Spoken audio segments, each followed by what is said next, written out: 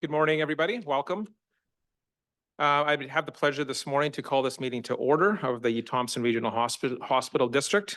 Glad to see everyone here today.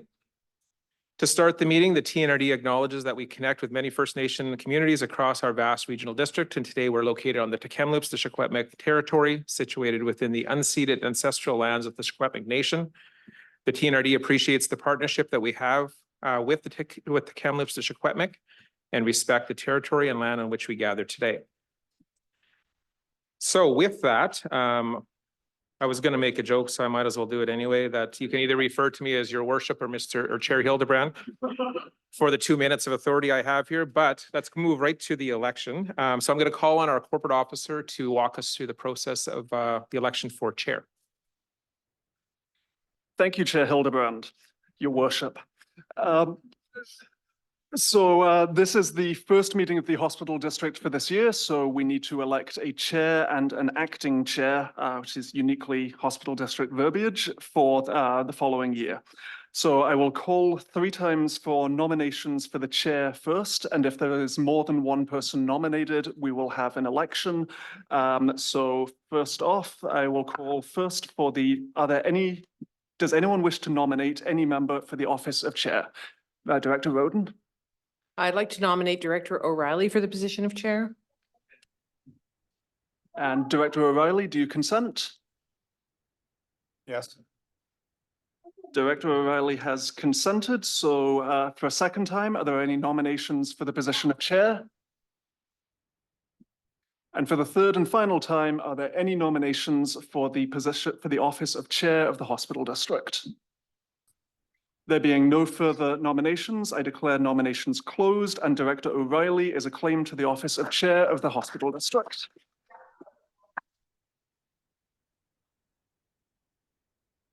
Congratulations, Director O'Reilly or Chair O'Reilly. Vice Chair, or I'm sorry, acting chair. And so following the same process, we will now elect an acting chair of the hospital district. Does anyone wish to nominate anyone for the office of acting chair of the hospital district? I'll put Director Blackwell forward. Director Blackwell, do you consent? I consent. So Director Blackwell has consented for the office of acting chair. For a second time, are there any nominations for the office of acting chair? And for the third and final time, are there any nominations for the role of acting chair of the hospital district? I declare nominations closed. There being only one candidate, Director Blackwell is acclaimed to the office of acting chair of the hospital district. Congratulations, Director Blackwell. And if we could do a shuffle here, I'd gladly give over the gavel.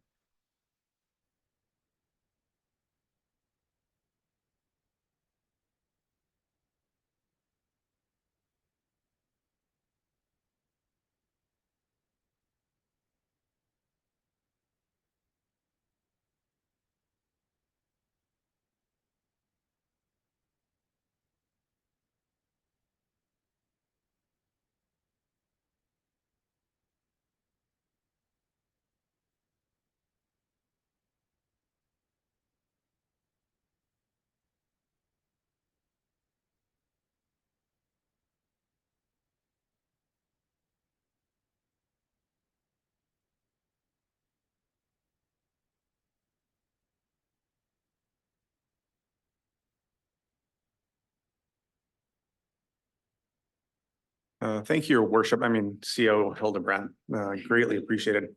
I just want to start a little bit about just talking a little about the last year and going forward.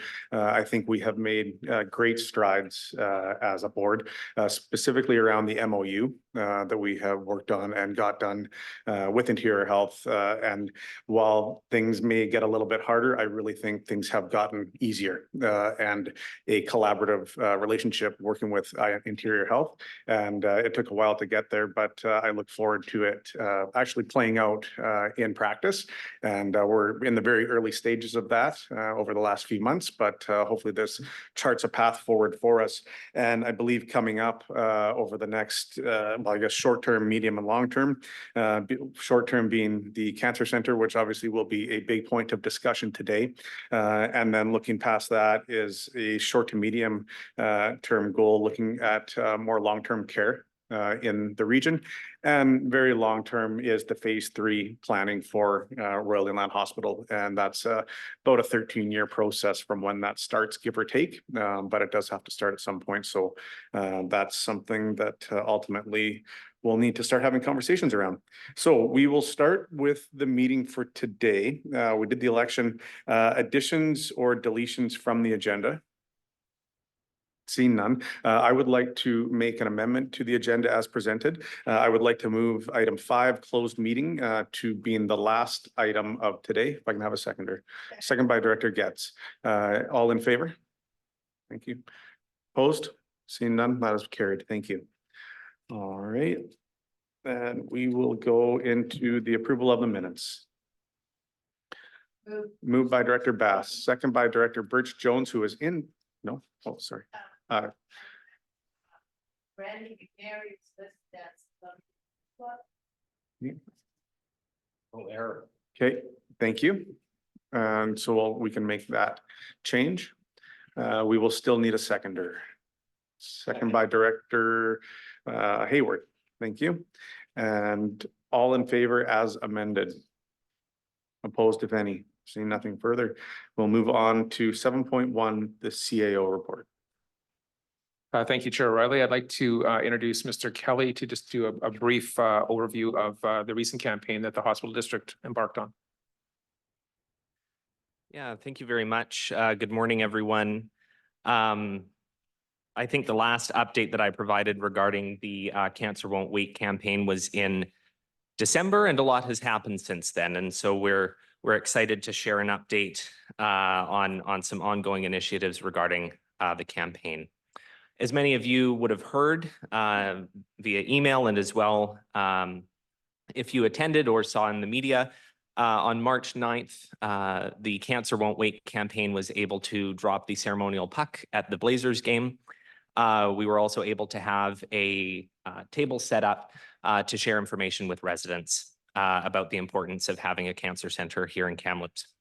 There was a lot of uptake from the community. I think it went exceedingly well. Well, the business plan has been approved since the last time I spoke to you. There is still no money that was put into the budget for this year. So we're hoping that that will change during the Q1 update from the government, but it shows the importance of continual public advocacy for this project that you know the government isn't fully committed yet, and so we need to continue to advocate for the important Kamloops Cancer Center. Going forward, now that the campaign has officially started, we're looking forward to continuing engagement. We've completed a risk assessment, a privacy impact assessment rather. This was done to ensure that the collection of people's information to share their cancer stories with the public and often the hardships that they can face having to travel long distances to receive such care. We want to ensure that that information is being collected in an appropriate manner. And so we were able to complete a privacy impact assessment. And we're now excited to share that Santis Health, our contractor, will be able to collect individual cancer stories and start sharing those out publicly. You all would have received materials today. So there's buttons, pins, bumper stickers. I'm going to do a walk around the block. I hope to see all of those bumper stickers on your vehicles. But feel free to share them with your residents. We do have lots of extra. We want to really raise awareness and make sure that the public understands the importance of this and is on board, which I think they are. That's all that I have, Mr. Chair, but I'm happy to take any questions from the board. See no questions from the floor and nothing online. Thank you for that report. And I would like to ask CO Hildebrand to give an introduction. Thank you, Chair O'Reilly. Next on the agenda is just our financial statements update from BDO. So I'd like to thank Mario for being here. Came in just the nick of time and providing an overview of our financial audit results for 2023. I just wanted to make the board aware that typically in the past, there has been a closed meeting associated with financial audit results. But there were no concerns, no issues that would require that. If there is questions from the board that we need to move to a close, we can certainly do that next meeting, but wanted to just share the good news that the audit went extremely smooth and efficiently with no concerns. I've been told that we're the first audit to be complete from BDO this year, and I'll let Mario certainly talk that through, but I'd like to introduce Mario now to just walk us through the results from our 2023 audit. Mr. Perotti.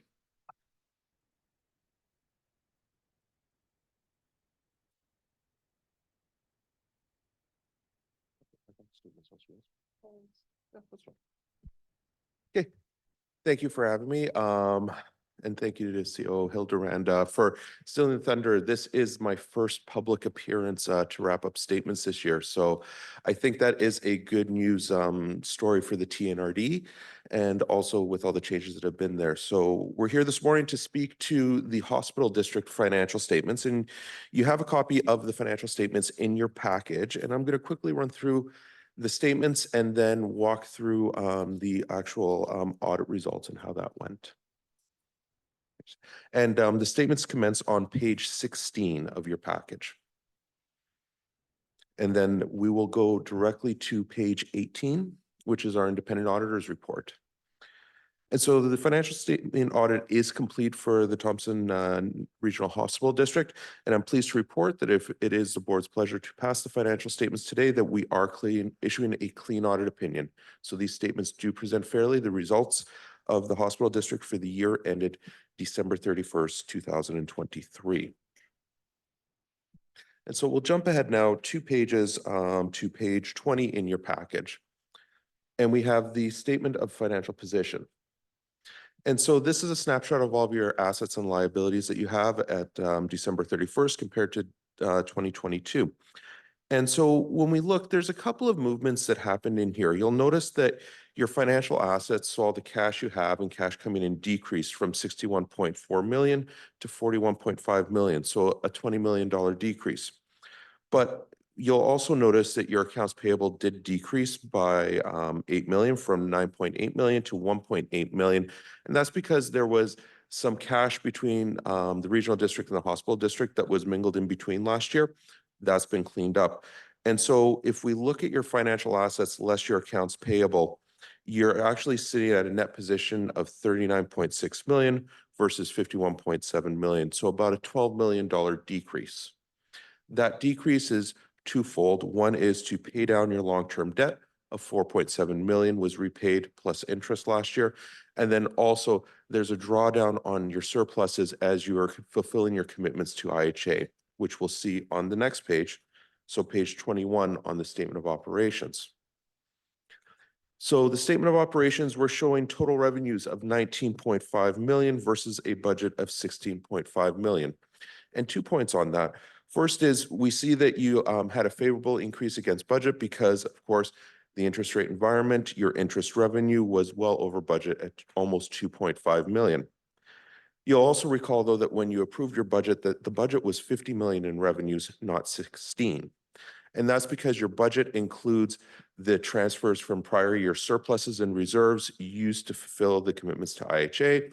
And that, of course, does not show up on these financial statements because a transfer of reserves is not revenue according to public sector accounting standards. When we look at your expenses, expenses came in at 26 million versus a budget of 33 million. And of course, the biggest ticket item is the grants to IHA, $22 million versus a budget of 28.7. We end up in an annual deficit of 6.6 million versus a budgeted deficit of 16 million. And again, the reason why we're showing the deficit on these statements is because we're utilizing the reserves to fulfill the commitments from prior years. This was planned.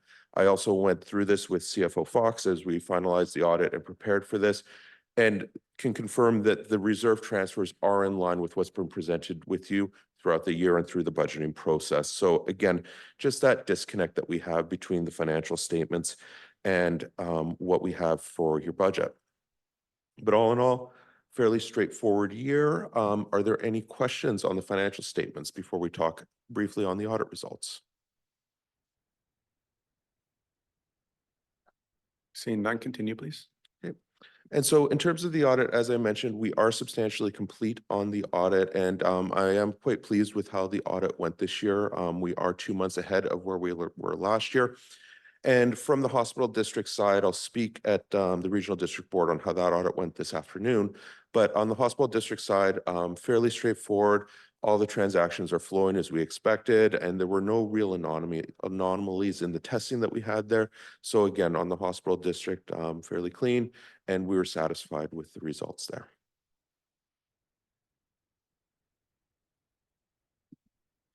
Thank you. Any questions? Do we have any motions or recommendations? Moved by Director Rain, second by Director Bass. Chair, Oh, I yes. apologize. I do just need to flag with you that I noted while we were going through this item, there is a slight, well, there's basically a missing word in the recommendation. So I would recommend that you read what's presented on your agenda as that the board accept the 2023 audited financial statements, et cetera. Thank you. Does that suffice now that you've read it? Yeah. Okay, that's okay with the mover and seconder. Thanks. Oh, Director Houghton. Director Hayward. Director Houghton, do you have a comment? No, saw your hand. Director Hayward, no, seeing nothing, I'll call the question. All in favor? Opposed, if any. Thank you. All right, thank you very much. Well done. Okay, we will move to 7.3 interior health updates. Diane Kosachuk is on the agenda, and I do notice she has quite a team behind her here today, and she may introduce them or call on them as needed. So thank you. The floor is yours. Good morning. Don't travel alone. So thank you for having me. I'm going to present on the 24-25 ask, but first I would like to introduce my colleagues and delegates. So we have Sylvia Weir, who is our CFO and Vice President of Support Services. Karen Cooper, who is our Executive Director for Thompson Rural and Caribou. She's also filling in today for Kamloops Community, if there's any questions there. We have Josh Sharp, who is a Director from Royal Inland. Todd Mastel, Todd Mastel, who's the Corporate Director of Business Operations, and Jenny Bowie, who is our communications consultant. So I'll just get started. I'd like to do a land acknowledgement. We recognize and acknowledge that we are collectively gathered. Sorry, I know I'm kind of going in and out here. On the traditional, ancestral, and unceded territory of the Secwepemc Nation. It is with humility that we continue to strengthen our relationships with First Nation, Métis, and Inuit peoples in the interior. Next slide. So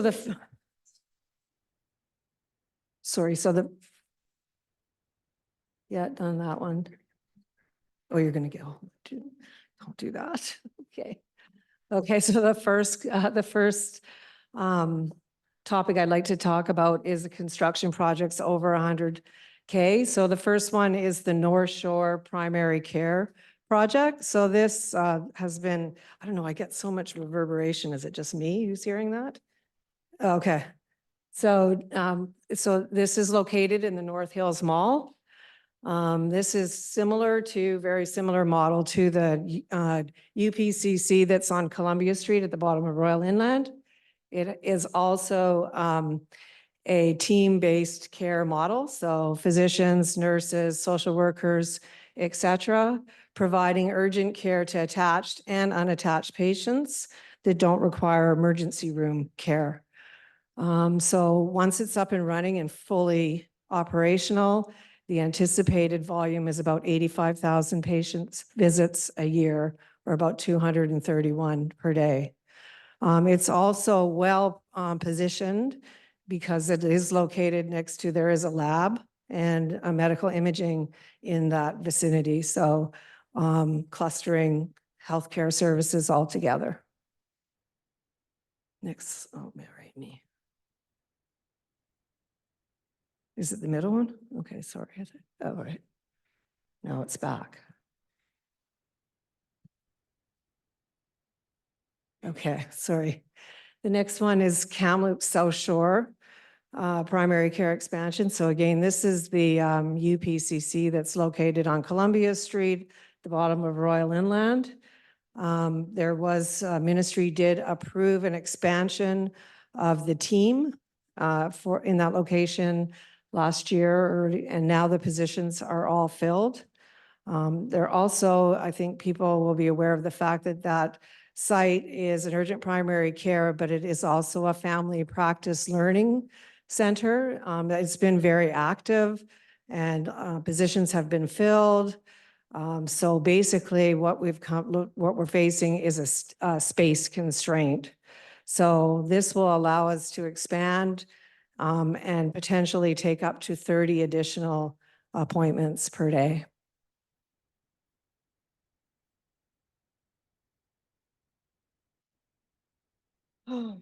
Construction projects, again, over $100,000. So we have, these are HVAC related, Ponderosa Lodge emergency generator and transfer switch replacement, which is replacing a 30-year-old unit. RIH heat recovery chiller, also a new unit that will increase efficiency and reduce greenhouse gases. And new HVAC air handling system, which will be dedicated to the pharmacy.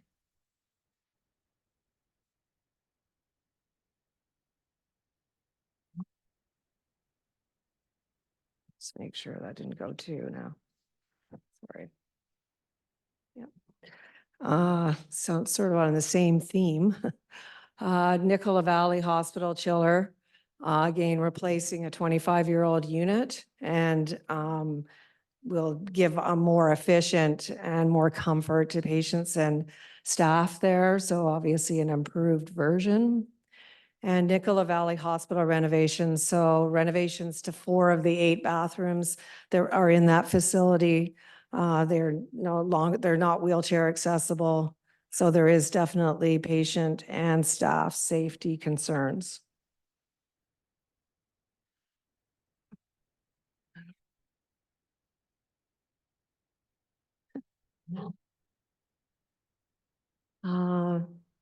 Two projects that are under $100,000. So one of them is the RIH pharmacy patient consultation space. So this allows patients to meet with the pharmacist post-diagnosis, and obviously a very sensitive time. So, and it won't be affected by the renovations that will be coming forward for the actual cancer clinic. And then a little bit emergency medication room. This is just an upgrade to and the medication and millwork in that room in order to meet infection and prevention control standards. The next item on the list is digital health. So this is an ongoing advancement of the electronic medical record, ongoing expansion of the ability for patients to book. That's definitely not me, right? Okay. Patients to book their own medical imaging appointments and improve network infrastructure for in cases of emergency like wildfire, et cetera, and overall server expansion and upgrades.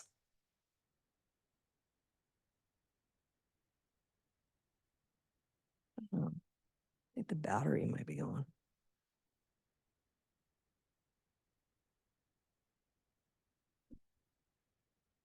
Okay, I'll go through this one pretty quickly. The next couple of slides. This is equipment under $100,000. So this is the current request for the 24-25 year.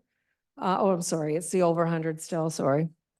So 2 radiographics, so 2 X-ray units, one for Barrier and one for North Shore. The one for the North Shore is actually just a cost increase related to the renovation of the lease site. So you have contributed in the past. We're just looking for some additional dollars related to the cost increases. And the other one is Barrier's general or X-ray machine, replacing an old unit. Oh, you're getting it now. Okay.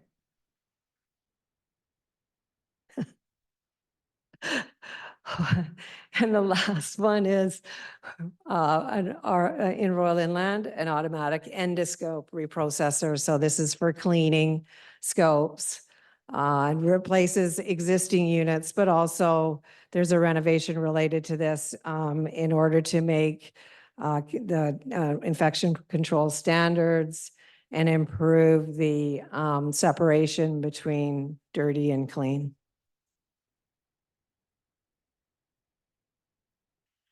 This is the one I'm going to go through pretty quick. So minor equipment under $100,000. So Ashcroft has a bathing tub replacement, barrier ceiling track lifts for the community clinic there, and Chase bladder scanner, which is something used in the emergency department. Clearwater bariatric bed, mattress, and ceiling lifts, and additional ceiling lifts. Lillooet Hospital, an ECG machine, biological fridge and washer. And Nicola Valley, defibrillator, portable X-ray, and lab slide stainer. Overlander, a bariatric tub with related renovations and a oven. And Royal Inland, basically the equipment on the list, I just highlighted a couple of items there, the more expensive items, but basically all areas of the hospital are receiving equipment under $100,000 with the operating rooms receiving this more significant amount.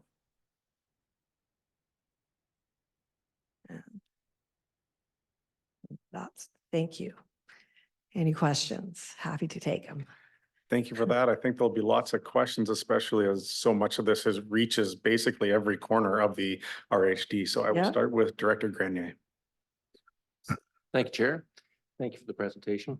I think if we could go back maybe to the first slide, it was 5.4 million for the North Shore, North Hills Mall. Mm-hmm. Is that right? And do we have a lease term, or do we own that facility, or is that a rented facility? It's a lease. I don't know the actual term of that, or if anyone can speak specifically, but it's a lease. We don't. It seems to me if we're spending 5.4 million, we ought to know whether we've got a lease that lasts the length of the amortization of the 5.4 million. Before we spend the money, we should lock down that lease. We don't want to be in a situation where we spend 5.4 and then we're in a lease renewal the next year. Or, Yeah.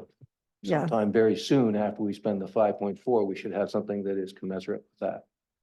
Yes, I would agree. And I'm sure that that's the case. I can get you the specifics on the length of the lease. We already lease property in there. I think you might be familiar. There is a clinic already up and running there.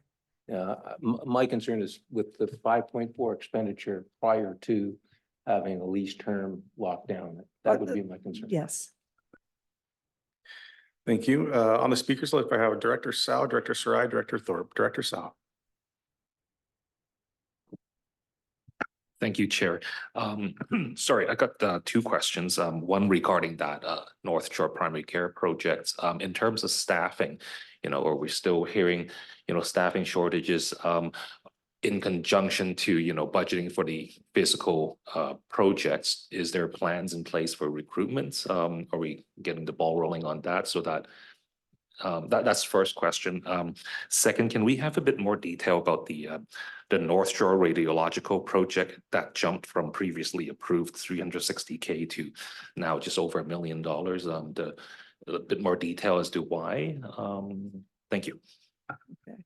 So to answer the first one, yes, from a recruitment perspective, there is significant. I don't know if I can, what word I can use to demonstrate or explain the effort that is going into recruitment now across the health authority and in advance of anything new that we're doing now. So I know that we've had great success in a lot of areas. Definitely a lot of gaps still to fill, but yes, we're ahead of this. Thank you, Director Sarai. No, he had another question. sorry. Sorry to interrupt. So regarding so the question on the North Shore. Okay. So previously you'd approved 367K. So there, it is regarding the renovations. Again, that's a lease spot that we kind of don't know what we don't know until we get in there. So that combined with the general construction increases that we're seeing overall, combined to make the increase. Okay. Thank you, Director Sarai. Thank you, Chair. Just thank you for the presentation. When you touch on the urgent care on Columbia Street and you're going from 105 patients a day and you're adding 30 more, is that going to increase the opening time of that clinic? And how are those patients going to be slotted in from the operating time you have now? Okay, yes, actually, that part I get Karen. Yeah, thank you for your question. I agree the math doesn't add up without the further context that you're seeking. So that is an urgent primary care center combined with a UBC family practice learning center. So the learning center side's focus is on attaching patients. So within its existing footprint, it's attaching about 1,500 local Kamloops residents to that clinic, and that is their longitudinal practice where they seek all of their care needs. The urgent primary care side is the episodic urgent access to care for people who may have a family provider or who may not have a family provider. So the expansion of that space was because we received an injection of resources from the ministry to add an additional preceptor or full-time family practice position on the learning side, which allows us to take 6 UBC family practice residents each year instead of our current, which is 4. By doing that, we're creating an additional pipeline of physicians into Kamloops, which is what we want, because what we're noticing is we're retaining about 50% of our family practice residents. And Merritt's been the beneficiary of 2 of our current cohort of family practice residents. So by being able to offer more of those spaces, the hope is that becomes our recruitment pipeline to answer your question into Kamloops. The addition of that preceptor and 2 more residents allows us to double our attachment in that learning center to 3,000 from the current 1,500. But you can imagine as you're starting to add those 30 additional visits in the family center, we're needing the space. And so we're quite constrained by the space presently.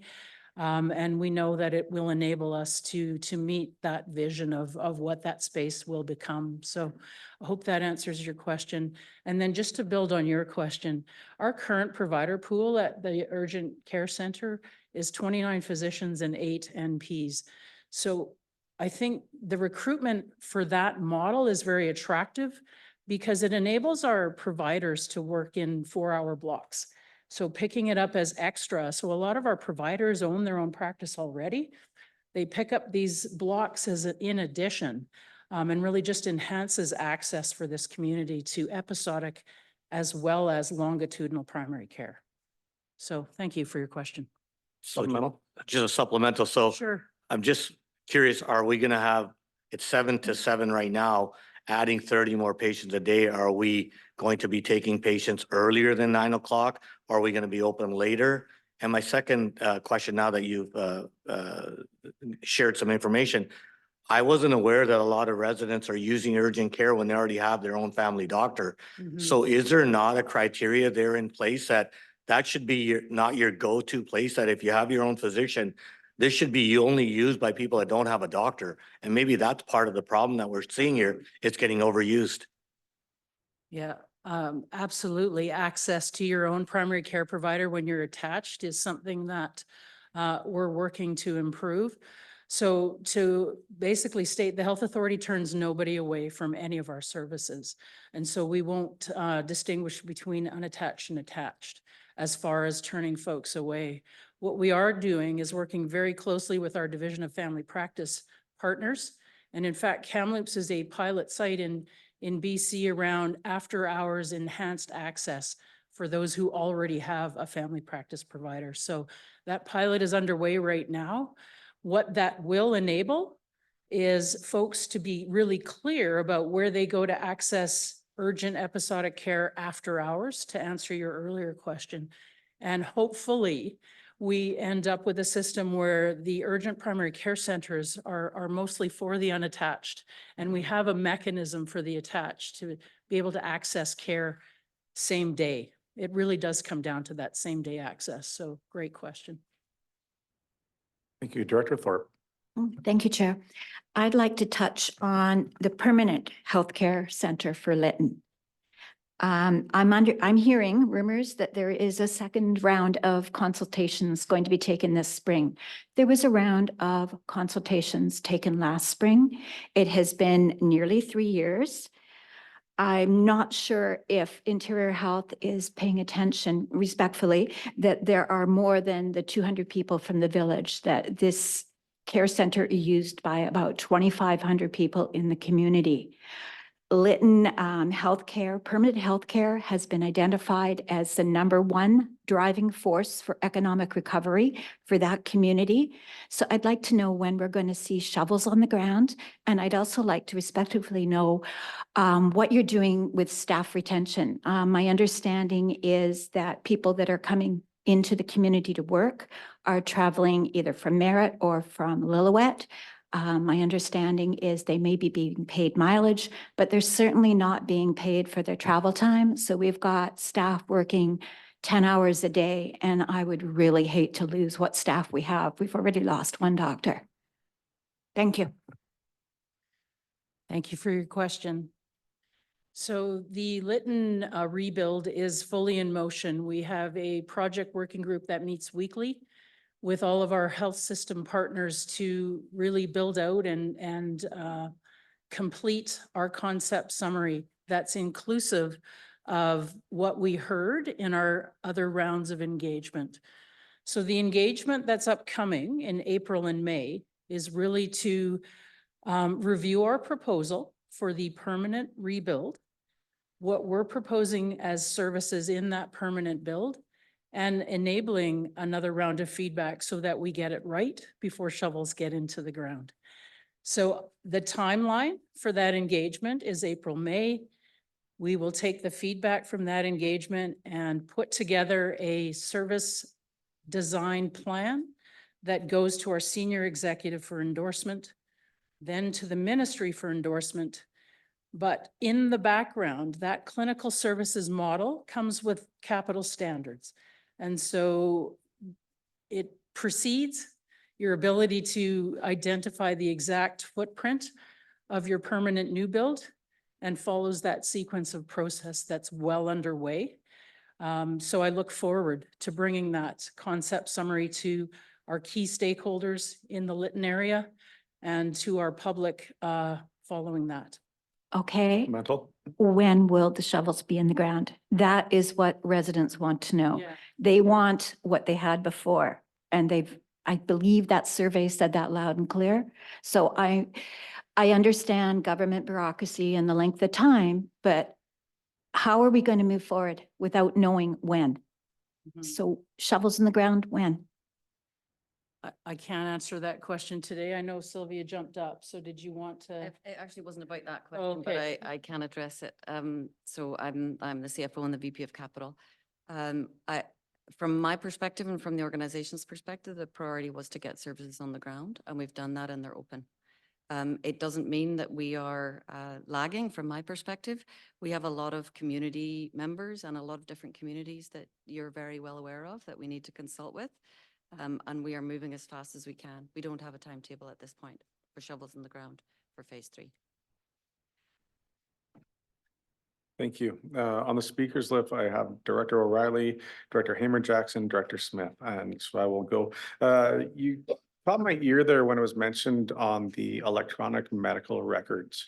And specifically as we're updating pieces and there's a financial ask.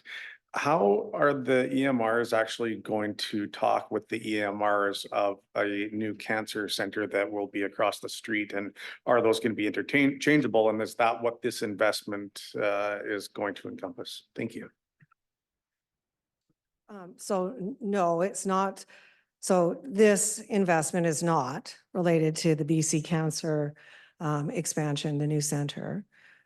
This expansion is ongoing work around primary care, medical record, and integrating it with our online, with our other hospital systems. And there was another question in there that I kind of lost right there. It was if the EMRs are going to be transferable with Royal Inland Hospital that's right across the street, and if that was part of this investment, and if they are going to be able to speak together. So they will, and we do run now dual systems in our community oncology network. So that's what the Royal Inland Cancer Clinic is deemed as. And we have them in a number of different facilities across IH. So there is an ability for them to talk to each other. There is some parallel systems, but the work is done to ensure that the information gets into both systems. And I know there has been ongoing discussions with digital health, our digital health people, with BC Cancer and PHSA to figure out how exactly that's going to flow. Perfect, thank you. And maybe that's something, future presentation to us so that we can understand how that works, because it's my understanding it might work, but I'd love to learn more about it. And I think the board probably would as well. So thank you. Director Heeman-Jackson. Yeah, my question's around recruitment and closing of hospitals and everything like that. And my question is, we're the only province in all of Canada that hasn't allowed unvaccinated or vaccinated, to a certain levels of doctors and nurses to come back to work. And I'm wondering if there's any talk of that, and also of all the other provinces that have been that have accepted them back to work. If there's been any data to see if it's working out for them or not. It just seems quite odd that we're having these staffing issues and everyone else in Canada is accepting workers that have been vaccinated to a certain level, or you guys know all that stuff. I just had a question around that. Thank you. And I will allow that question to be asked at this point, but I just want to remind the board that we are here to talk about capital investments. And as much as the workforce is part of that, that's not the role of this board, but I'll allow that question at this point. Thank you. So that's obviously not an interior health overall decision. That comes from the provincial medical health officer, that decision. And we would have limited say in that. As far as all of Canada is experiencing the shortages, whether the volume of folks that came back into the system was significant in the other provinces, I really couldn't answer that without doing some digging into it. Okay, thank you. Thank you. Director Smith. Thank you, Chair. I just wanted to start by saying that I really appreciate the work that has been done recently in Logan Lake. Our health center looks much, much better than it has for a really, really long time. So it's been a nice improvement to see. We have an excellent manager in place now, communications better than I've seen it in a really long time, and I really appreciate that. I think that, of course, like everybody else, we'd love to see enhancement of services into our health center, and looking at the designation as a diagnostic and treatment center, and look at whether that actually reflects what we're able to provide there if we had the staffing in place to do that. The other thing I was going to mention is, I don't know if it's possible for Interior Health to look at retention after PRAs have completed their terms of service. Because in our experience, a number of times we have a PRA who will come in for a period of time, But the residents of Logan Lake are then left with no position for another period of time until we're able to recruit.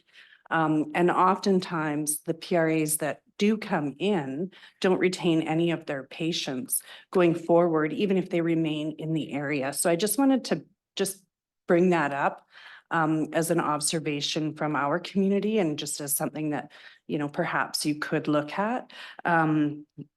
But aside from that, I do appreciate the work that's been done recently, and thank you for that.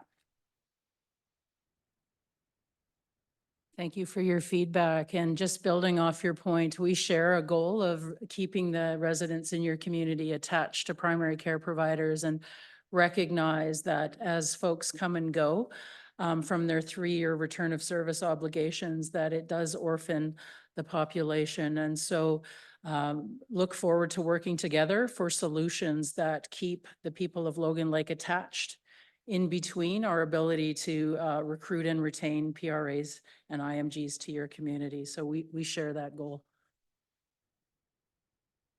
Thank you. Director Hamer Jackson. Yeah, I guess my last question, I apologize, a little offside. You guys are doing a great job. But I guess my concern is if we get these facilities up and running and like ones we do have, how confident are we of getting the staff? It's an excellent question and probably what keeps all of us leading in healthcare up at night. I know right now there's never been as much choice for healthcare providers and healthcare staff of where they work, live, and play.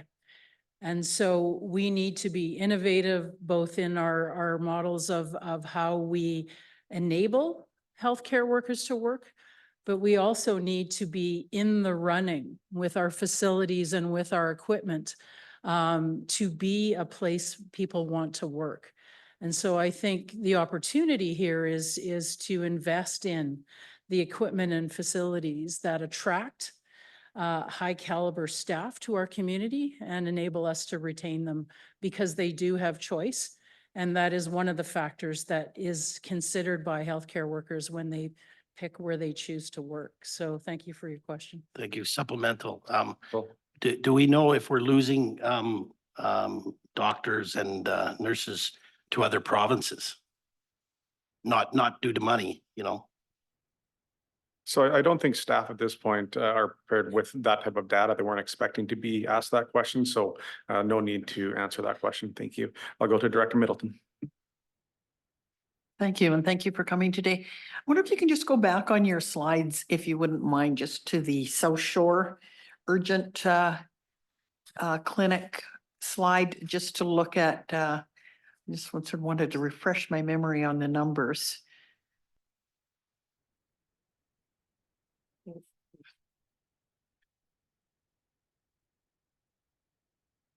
Was that North Shore or South Shore? South Shore, please. Thanks. It's the second. So when we're looking at that with the budget, and I'm sure not even talking the numbers, but more where we're indicating that these positions are filled, space is already a constraint, and this expanded footprint will maximize appointments up to 30 additional appointments per day. Although that's certainly an improvement, we probably know that there's significant need for more than what's shown here.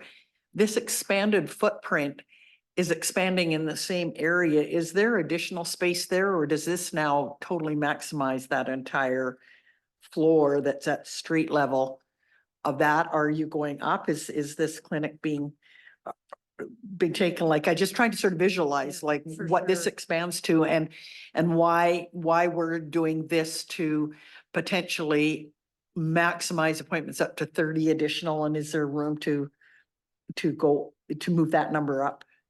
Yeah, thank you for your question. And I think it ties into an earlier question around expanded hours. So if space is your constraint, your only ability to add volume becomes by adding hours. And so I think it's worth us looking at that. You're absolutely right. This is the same footprint that was occupied by a restaurant, Aya, who vacated the space in December of 2022. And thereby we knew we had an opportunity to use that footprint. I think folks will remember that the South Shore was the first UPCC in BC. And our staffing model at the time of approval enabled us to do 80 visits a day. So with the additional resources we've received from the ministry and through some maximizing of our current space footprint, we've moved from 80 to the 105 you see there today. And by fully optimizing the footprint on the first floor of the clinical services building at RIH, we believe we can add an additional amount. And then keep in mind the projected volumes we're also going to be providing on the North Shore. Access to primary care is getting a huge lift in this community. And so before we would look at expanded hours to even increase the visit volumes more, we want to make sure we have the providers for the North Shore. Because that project will be completed before this expansion. And so we'll be able to optimize the use of that space and then look, what do we need to do on the South Shore as part of this expansion, looking at potentially increasing our availability of hours. So I think it's really good points for us to consider. Thank you. And just one supplemental, there was a comment made about trying to sort of turn, or perhaps we're seeing people who do have physicians still making appointments or still coming into urgent care. And it's sort of say, well, are they the ones that are taking up space? But I am one of the fortunate ones that does have a family physician, but I can wait up to 3 weeks to get an appointment. So a lot of times, your issues can't wait 3 weeks. And so to sort of say that these would then become only available to, or perhaps are being overused by people with their own physicians or someone who is attached to a physician, I think is a bit of a misnomer, because their booking times are quite often substantially long. Thank you. Any further questions? Everybody online? Oh, sorry, CFO Weir. I just wondered if I could respond to an earlier question about lease and return on investment. Really good question about when we utilize community partner space, are we getting good value for money? In an ideal world, if I had the space and I had the money, I would purpose build everything that we provide. But when we look at where we should be, where our core business is, and where we can use community partner space, community services is where to do that. Hospitals, as you'll see from some of the other presentations, they're expensive and really difficult projects that I want to make sure we keep our hands in and ownership of. But in terms of a lease, both of the leases that are referenced today associated with investments are 10-year leases. So the first one in the North Hills Mall is a strategic, intentional move. We already have services in that mall. It makes sense for us to have adjacent services so that people understand where we are on the North Shore and where to come to. So that is a negotiated lease that's already signed. It's 10 years. And the other one, the X-ray clinic, a little bit more of a specialist clinic, but again, it is a 10-year lease and it is signed. So I wouldn't expect us to be gone in 10 years, to be honest. But what we need to do is to make sure that the lease term is proportional to the money that we're putting in, and we feel that we've achieved that. Thank you for that. And before I go to Director Beppel on the North Shore piece, it's going to be a very important healthcare resource for all of the region. That people will be coming here, and it's fantastic to see that investment on the North Shore. So thank you, Director Beppel. Thanks. And both in terms of this presentation and past years, I haven't gone to every presentation that you've made, but not seeing investment in terms of equipment or amenities for mental health or addictions. My understanding is RIH, maybe 1 in 10 people who are admitted to the hospital are there for some type of mental illness. So when I look at the list, I don't see equipment or amenities that reflect that volume of patient care that's needed in our community. So could you comment on why those types of patients' needs are not in the list? I can speak to the capital piece and then I'll hand over to my clinical colleague around services. So based on the experience that I have, capital and capital equipment is not generally what mental health community client services require. It's not the same, obviously, as surgical equipment, which is the expensive and high volume kind of equipment that we do bring to the RHD. In terms of space, though, amenity space, I totally agree with you that we do need to be there. And we are currently expanding our space for community mental health services. We're moving back office services out of storefront downtown and enabling an expansion of mental health services staff. That has started previously, which is why it's not on this year's capital ask. And then in terms of the emergency department expansion, that will provide for better frontline emergency NHSU care that currently has to share cramped space with everybody else coming through the door. Any other? Yeah. Thank you for your question, Director Beppel. Why you're not seeing it is also related to the infusion and significant infusion of money into mental health and substance use in the operational side of the house. And so Sylvia's spoken to where we're going to put the enhanced resources on the mental health and substance use team into those spaces. I don't have the exact figures for you, but I'm committed to getting them about what that infusion of new money and investment into the clinical operations side of mental health and substance use, which includes the contracts that we hold with several key partners in this community to enhance and deliver service to the mental health and substance use population. So that's why you don't see it here. Thank you. Director Hamer Jackson. Me again. And I think you've got a whole new floor for mental health and substance use on the hospital right now, do you not? That's correct. The new acute psychiatric unit is in the new tower. So thanks for referencing that. Thank you. Seeing no further questions, nothing online. Thank you for coming in today in your presentation.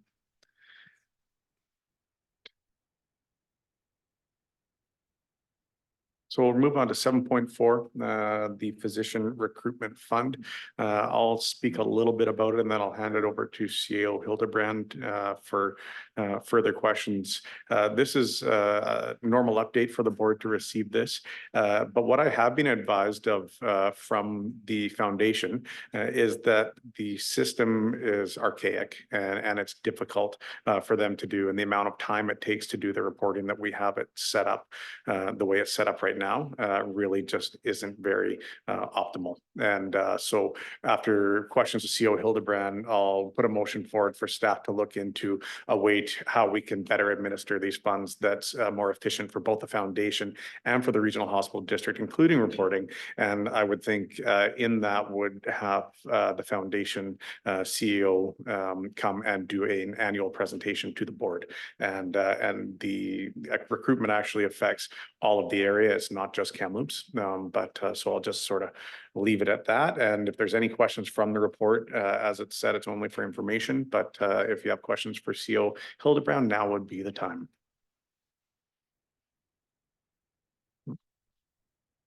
CEO Hildebrand.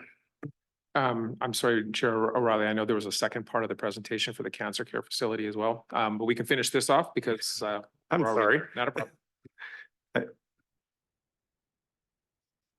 Yeah, let's just finish off where we're at right now on the 7.4. I don't see any further questions on 7.4, but I would like to make a motion that staff bring back a report on how to better administer the funds for physician recruitment.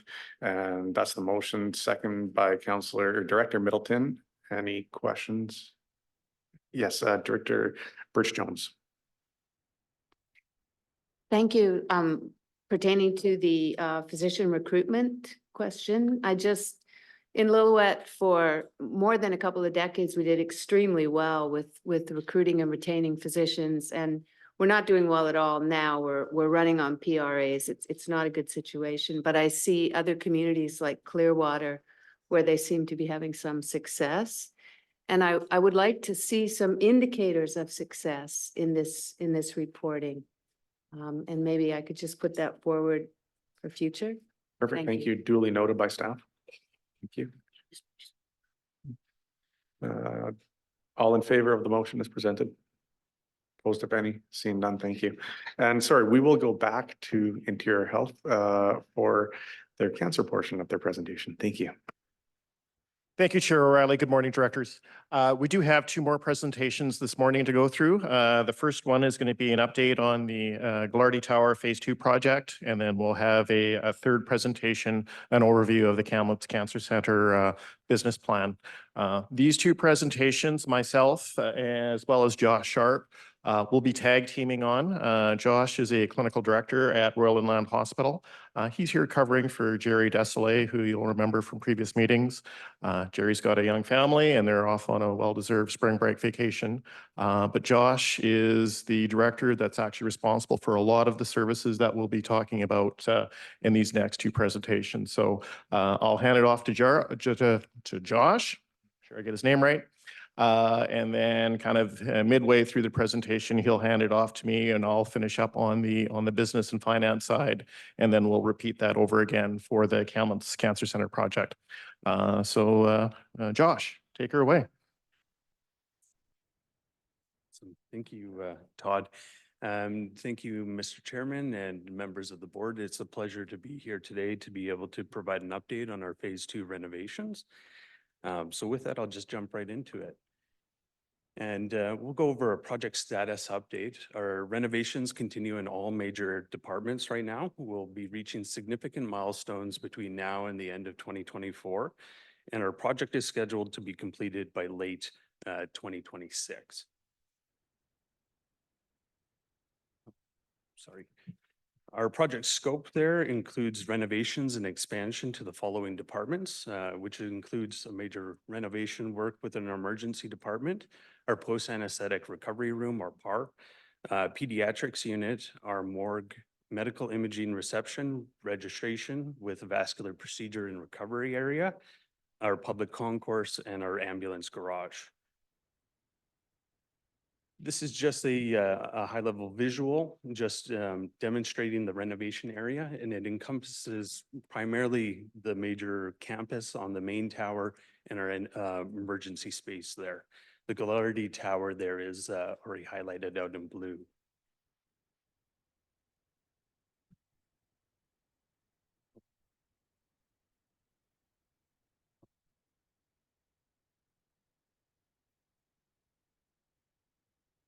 Sorry about that. So looking forward, our completion milestones for the remainder of this project, our morgue Phase 1 will be expected to be opening up in the end of May 2024.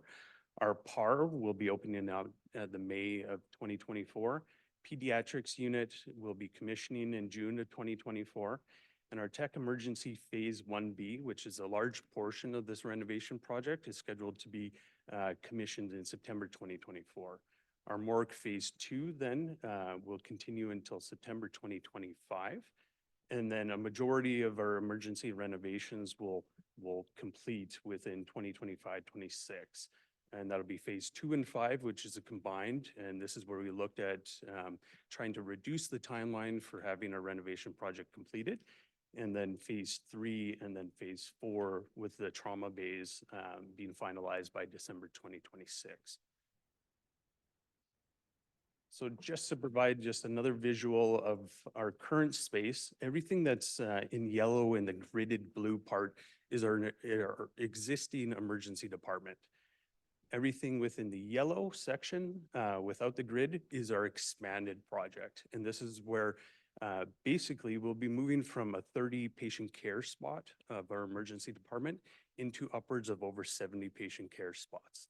So almost definitely a double percentage of what we have for current patient care areas. And some of the big highlights within our emergency department. And this is really where a bulk of the work, and it's really exciting. I wish I would be able to take you guys on a site tour, and hopefully one day we'll be able to. We will be expanding our triage areas. We currently have 2 trauma rooms. That will be expanded and doubled up to 4 with the additions of 2 resuscitation rooms. And that's just for internal code situations where we may need to move patients into.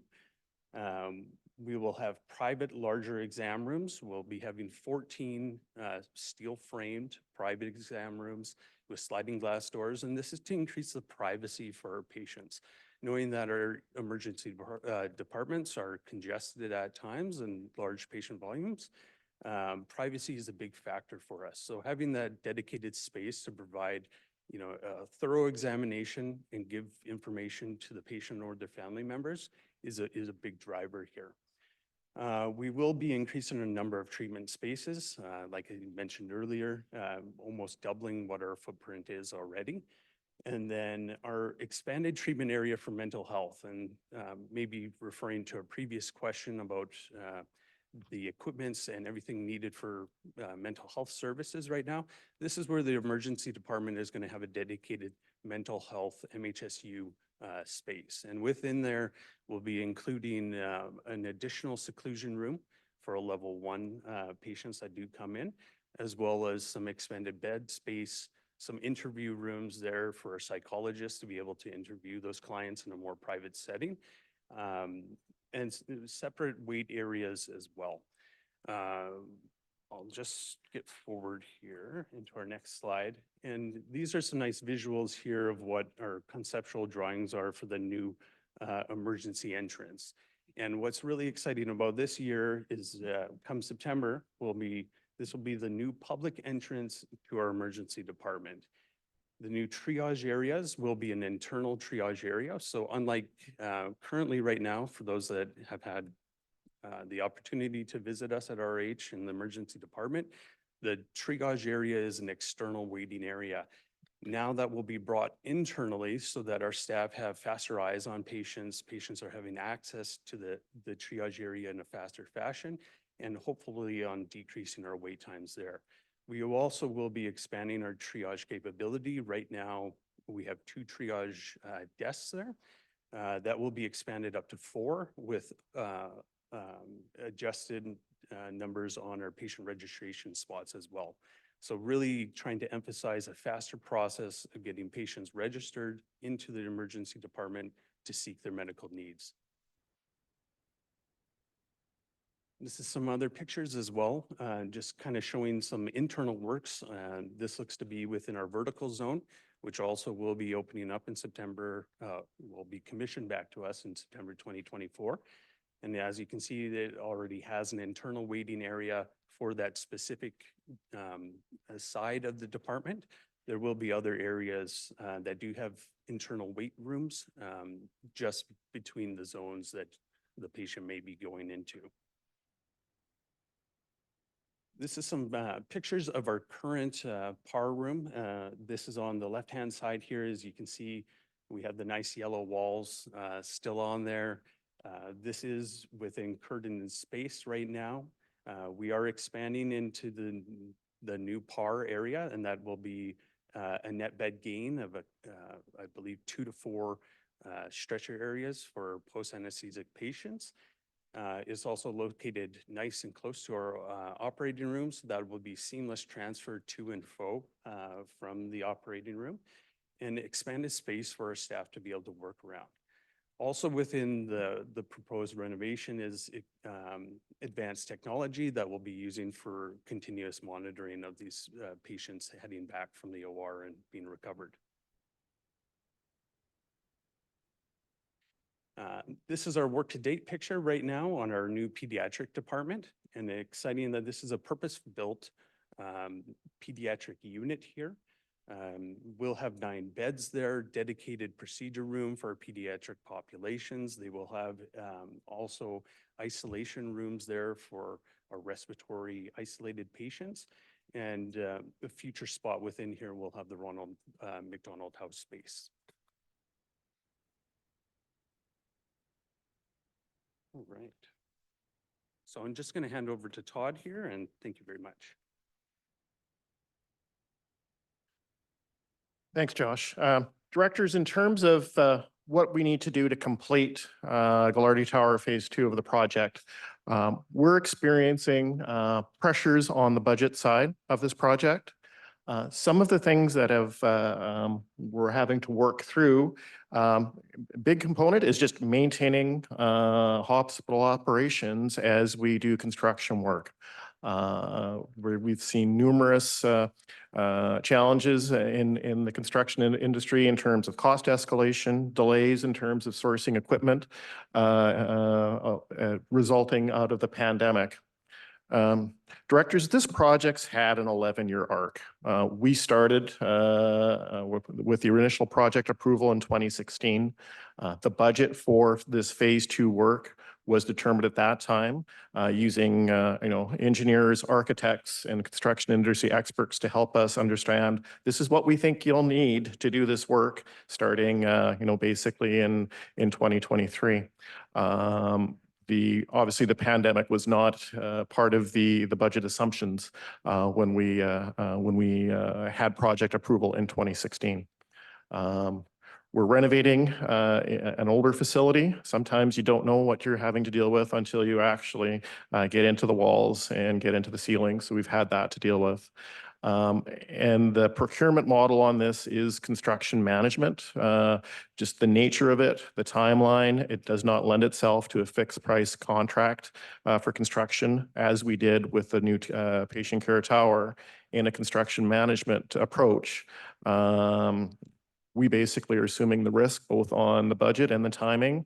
We've entered into multiple contracts for each of the areas that we only could start the procurement once we were able to start when we were nearing completion of the new tower. So some of the things we have looked at to try to mitigate the cost pressures we've seen, postponing the project. This is not recommended, directors. To delay the work that we need to do, it's just going to be a higher cost in the future. We looked at some scope changes within it. Where could we actually reduce the amount of renovation work we did? Really, the only area of all the areas that Josh went through was in the emergency department. But that's a key component of what we need to do, and we need to make sure we're building for the future. So to reduce the size of the emergency department didn't make sense. We looked at the mechanical and electrical component of Phase 2, but similarly, the options for us to do it smaller, do less of that work.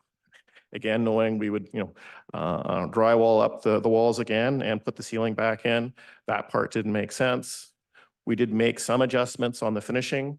But really those, they were able to reduce costs somewhat, but not substantially.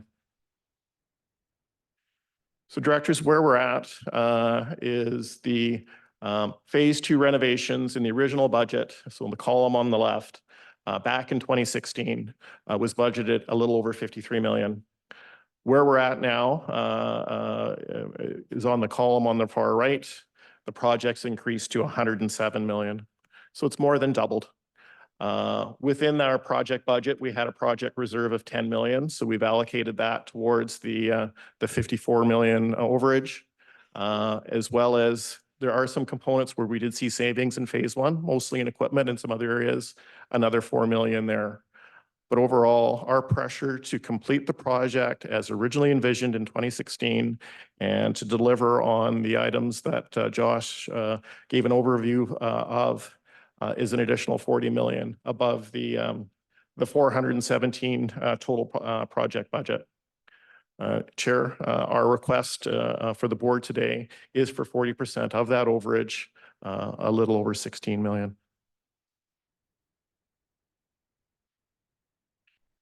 Chair O'Reilly, is there any questions for myself or Josh or the rest of our delegation today on the Gallardi Tower project update?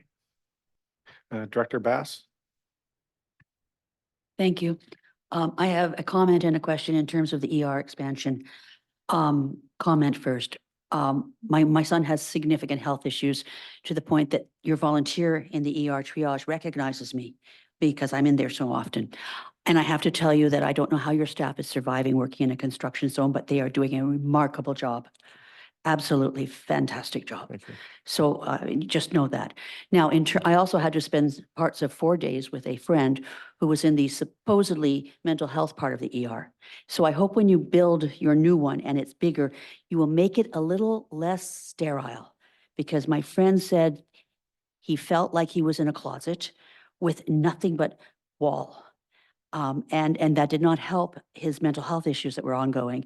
And it was full upstairs, so he couldn't go up into where it is nice and wonderful and comfy. But I think you need to remember that when you do that building as well. And I'm sure you have. I just wanted to emphasize that did not help my friend at all, being in that environment. Thank you. Thank you. Thank you for the presentation. Certainly important work for healthcare in the entire region. Obviously, us being a tertiary hospital, and I think everybody here at some point will need that hospital. So great work on that. Just a question specifically around the funding for the project. And it's my understanding that the foundation contributed approximately 25 million. It might be a little bit less, but about 24 million. And so was 40% of that contribution reduced from the RHD's contribution, or was it just removed from Interior Health's contribution? So thank you, Chair O'Reilly. The 417 million is it's a unique funding blend, I guess is the best way to describe it. So 172 million of the 417 is from this board. Thank you. 20 million is from the Royal Inland Hospital Foundation. Thank you. 225 million comes from the ministry. Thank you. Sorry, Director Bell. Thank you. Could you put up slide number 14?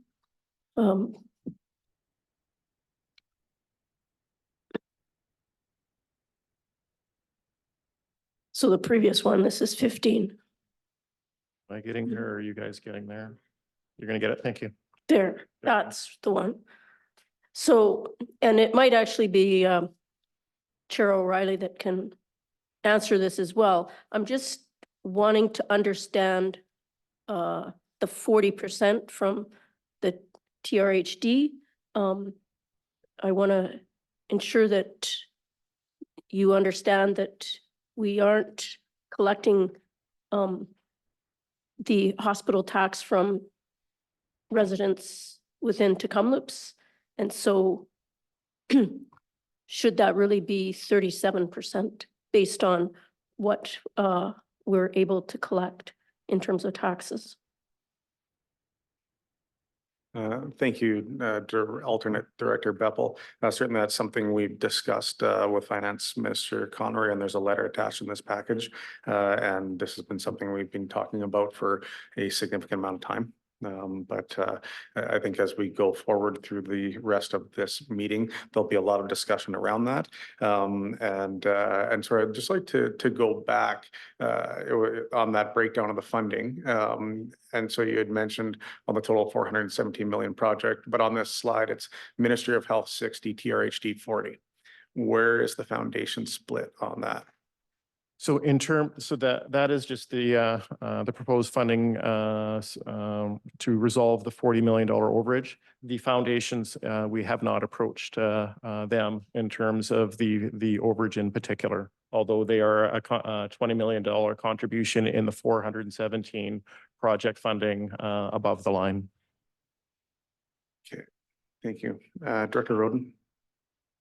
Thank you. Two questions. The first one was regarding the changes to the finishing. Has there been any change to the antimicrobial copper that has been used throughout, I gather, the emergency room, thanks in part to Tech Highland Valley Copper? Yes, we're definitely looking at bringing in antimicrobial copper. So whether or not that's coming in the form of stretcher or IV poles, but definitely have been looking at those alternatives to utilize copper within the emergency department right now in our partnership with Tech. And thank you. My second question, I noticed that the updated budget was as of November 2023. I'm sure no one can give me these assurances, but I'm going to ask anyway. Are there any assurances that we're not going to be sitting through a very similar meeting to this, albeit hopefully with a slightly smaller additional ask a year from now? Thank you, Director. We are at the stage with our procurement based on the, again, all the future work that has to happen, that we're very highly confident that we can complete the project at the $40 million level that we're speaking to today. We're that far along with our contracts that we've got that level of comfort.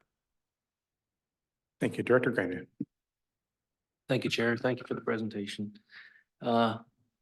Highlighted in yellow, you proceeded in 2022 with phase 2 and says you were continuing on with estimates.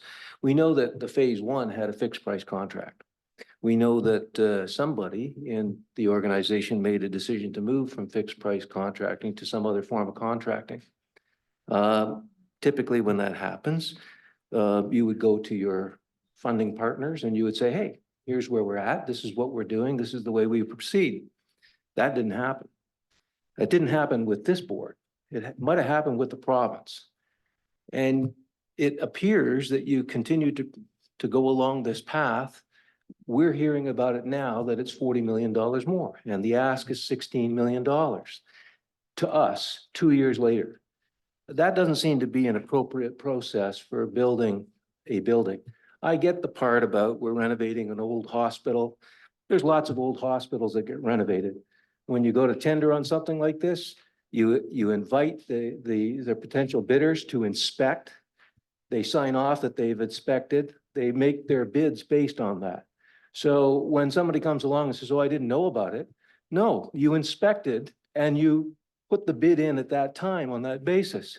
So all of these processes, we would have had an opportunity if you had come to us in 2022 and said, this is the way we're about to change the process and we would like your input on it. None of that happened with this board. Maybe it happened with the province. Somebody has signed off on change orders. Somebody signed off on these expenditures. Is that the province? Has the province made these fundings? Because perhaps the $16 million should be the province, not this board. We got lots of other things to deal with and it's very expensive. It's a long-term process for us to raise funds. We're going to be dealing with the cancer clinic. But this is something that the province was dealing with for 2 years without us even knowing about it. I wonder if you could comment on any of that. Thank you. Hi, maybe with the history that I have, I can share what I know. I just firstly want to acknowledge, appreciate the question and also appreciate what I'm hearing of frustration and concern around costs, and that is shared. We did not go into this process hoping that we would come out at this place today. But when we did go into the project and when it was approved as a 2-phase, with the first phase being fixed price and the second phase being construction management. So there hasn't been a change in approach since the project was approved. Perhaps at that point, the conversations around the methodology were not sufficient to ensure that the board at that time were knowledgeable about the potential implications of that model. So it's a mixed model, and it's a model that's used across all of the major capital projects in the province. Having worked for one of the provincial organizations within the last 15 years, I know that to be the case. So we had worked with the ministry. When we brought the plan to the RHD originally, it was this approach, and it has remained this approach. Having said that, it is absolutely valid that as we moved into phase 2, we did see pressures. We did bring those pressures to the board in November 2022, or perhaps it was December. So when we were aware of those pressures, we didn't ask for funds at that time because we were working through the project board, which is our ministry oversight, and looking at the scope and the any other changes that we could make to try to eliminate that impact. We weren't successful, unfortunately. And when we awarded the mechanical and electrical contracts, and all of these are competitively bidded. So any other owner who's moving forward with this approach will have found the same outcome. They were all, when the final mechanical and electrical awards were made, is when we came to this final position and brought it to the district. Submittal. Thank you. Appreciate that explanation. When you enter into an increased contract with somebody back in 2022, you would have gone to somebody and said, hey, it's increased. And here's how much it is. And how are we going to fund it? Didn't that happen? The other thing is that when you enter into change orders, when somebody comes along and says, oh, we've changed something, somebody has to sign off on that change order. None of those changes, that contract that was signed in 2022 wasn't presented to this board as I understand it. As I understand it, we just learned about this $16 million in the last couple months. So if that's the case, I'm wondering if you should be going to the people who signed those contracts, signed those change orders at the provincial level, and say, how are we going to solve this problem? I don't think that the problem gets solved with the taxpayers here. I think the problem gets solved with the provincial governments that signed off on those changes. Yes, there are increases. In 2022, if you'd come to us and said, let's solve this problem together, that's great. We're solving problems in 2024 with cancer clinics and with the equipment that you just asked for. But this is retrospective with people who signed off on these things without us even knowing. And I think that that's the big dilemma here for you folks, is how do you fund $16 million from somewhere else, the people who signed off on those changes? I think that that's the appropriate place to go. My comments. Thank you. So to be fully transparent, we didn't issue or sign change orders. So this was what we found when we went to the market to competitively tender all of the work. And instead of hoping and feeling that the construction market would see a downturn, we saw costs continuing to increase. So these were based on awards, not on changes. It was a problem that was growing. You're absolutely right about that. And we did bring the message around inflationary pressures to the RHD at the end of 2022. We did have conversations with the chair and the CAO in the fall of 2023. But you're right, we are here today with a problem. And in terms of concerns about it, I am very concerned about it. It's a project, as you see, we desperately need. I lived in Kamloops during my baby making years, and that hospital is really, really important to me. And I've been to the emergency department. We need to finish this project. So I absolutely share your concerns. Director Getz. Thank you, Chair. Just a question. When we were presented with this 2 months ago, I asked for the possibility of some board members from this board sitting in these conversations so we could get a clearer view. And I asked if there was a commitment for that. And I'm just wondering if that is still on the table. Have we discussed it? Are we able to get some members from this board to be involved with this? So as Director Grenier says, we're not surprised when this thing happens that we actually have someone there that can report back. Yeah, that hasn't been spoken about yet. At the same time, that's something that could come of further discussions, that if there are cost overruns, if we aren't a part of the process, is that something that this board should be responsible for or not? But certainly your thoughts were taken into consideration, and that's something that we can talk about moving forward. And just to clarify, from CFO, when you initially started talking, that the board was made aware in November 22. I can say I was not made aware in 22, and I did follow up with previous board chair Christian to see if he was aware of any issues, and he said he had no communication on any potential cost overruns. So when we were made aware of this in November 23, 2 years into potential cost overruns, that's when we became aware. So I just wanted to clear the record on that. And we have Director Roden. Thank you. Further to Director Getz's comments, I mean, I don't know that we can sit on any kind of panel or board. I don't know if that's our place. I'm just interested to know if there has been any discussion internally at Interior Health about ensuring that something like this doesn't happen again, that all the funding partners are informed as soon as someone thinks there's a hint of a whiff of a suspicion that they're going to be cost overruns. Because I know it is not the fault of anyone here today, but I think that we and a lot of our residents who are aware of this situation feel we're being treated like a piggy bank. That's a lot of money. It's a lot of money on top of the tax requisitions that our residents already get from their municipalities, from the Thompson-Nicola Regional District. And now the Cancer Care Center, which everyone desperately wants. And it's just more money out of people's pockets. And we just, I think, want a sense that it will not happen again, and that apologies are great, but are steps being taken internally to ensure that we are never put in this position again. And by we, I mean Interior Health and the hospital board. Because I'm sure you don't like being here with your cap in hand asking for more money any more than we being asked for it. So I'm just, is there some way we can prevent it? I have been in the construction industry for 25 years, and I have never seen anything this bad. I think this increase, I can't promise it'll never happen again.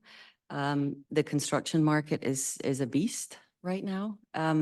In terms of communication, I think communication can always be improved, and you can see even from the conversation, I understand from when I go back through the information shared, what I understood occurred and what landed was not the same.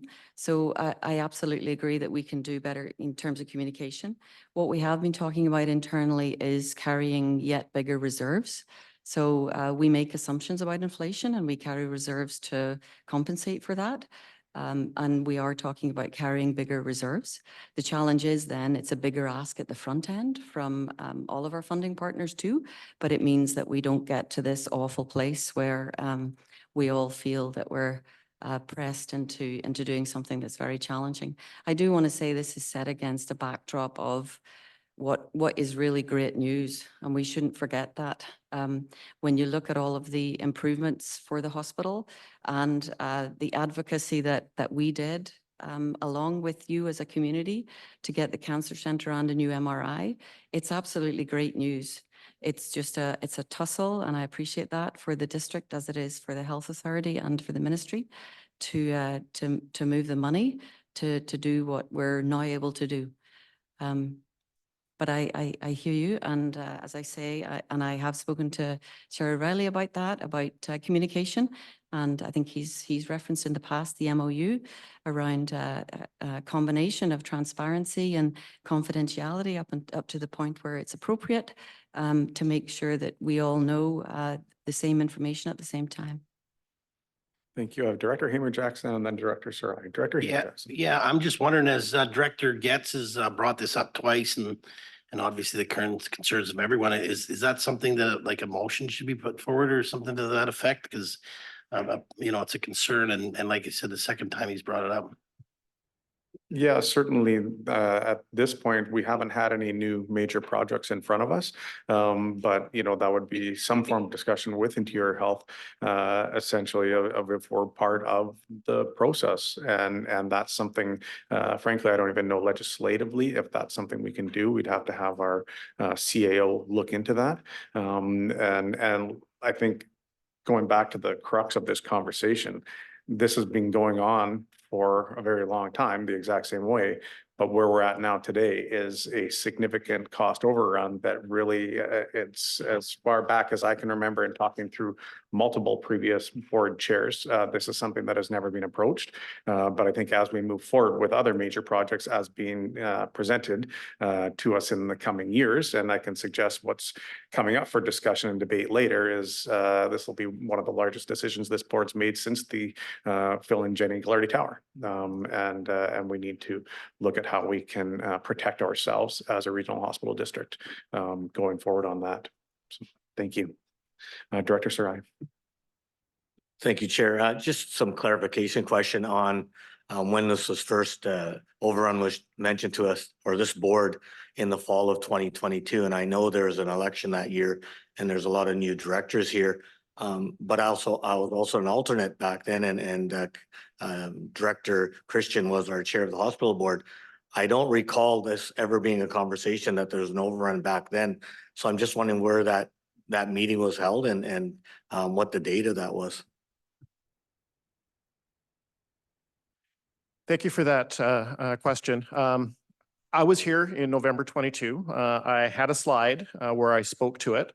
I did not have a number. I talked at high level that we're proceeding into phase 2. I definitely highlighted at that time we were taking a construction management approach and that we were seeing inflationary pressures that we're working on dealing with.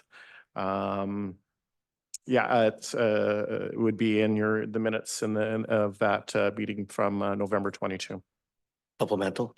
Supplemental. So at that time, there's no numbers mentioned. It could be $1 million and it could have been 16. I did not mention a number, correct. Director Grenier. Just on that, somebody might have known how much it was. Maybe you guys knew how much it was at that time. I'm just wondering who you had the conversations with and who signed off on these things. These things just didn't appear 2 years later. They appeared then. Somebody agreed to do it then. You were aware of it then. Apparently you didn't share it with the 40% funding partner. So I'm not sure why you would expect the 40% funding partner 2 years later to come to the table. The people that you did discuss it with, I think that they have some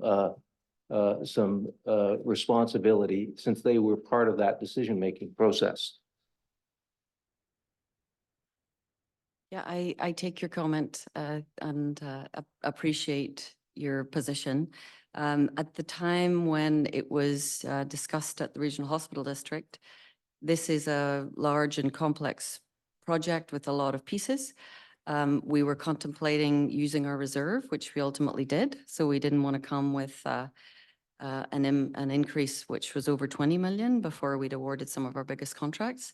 And the intention at that time was to seek to look at what areas of scope could reduce or eliminate that number. So we didn't have a firm number, but we moved ahead intending to reduce that impact in the next phase of the project.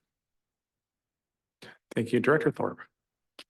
Okay, I'm just wondering if you could walk me through something just for my understanding. So you talked about the project board being the ministry oversight for the funding. Could you explain what the project board is exactly, who it's made up of, and what ministry oversight was happening that led to this $40 million? Please. The project boards are established by the Ministry of Health for all of the major capital projects in the province. So the project board that oversaw this project and the Caribbean Memorial Hospital project and the Penticton Regional Hospital project is made up of Ministry of Health representatives, Ministry of Transportation representatives, and the Health Authority. So supplemental, so those three ministries were aware of the cost overruns then? Yes, they were. Thank you.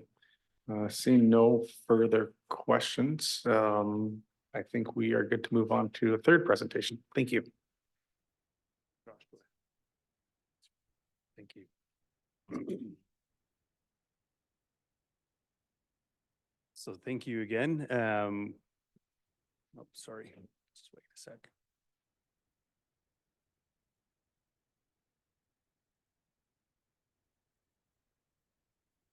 All right.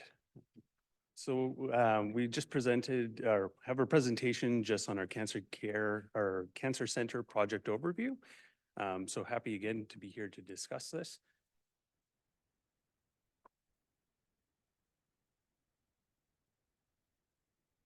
Sorry, just 1 second through to staff.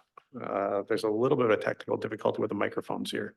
We get some clarification. Oh, there we go. They are off. Thank you. All right. So just going to, this is a higher level overview just of our current and future cancer treatments at Royal Inland Hospital.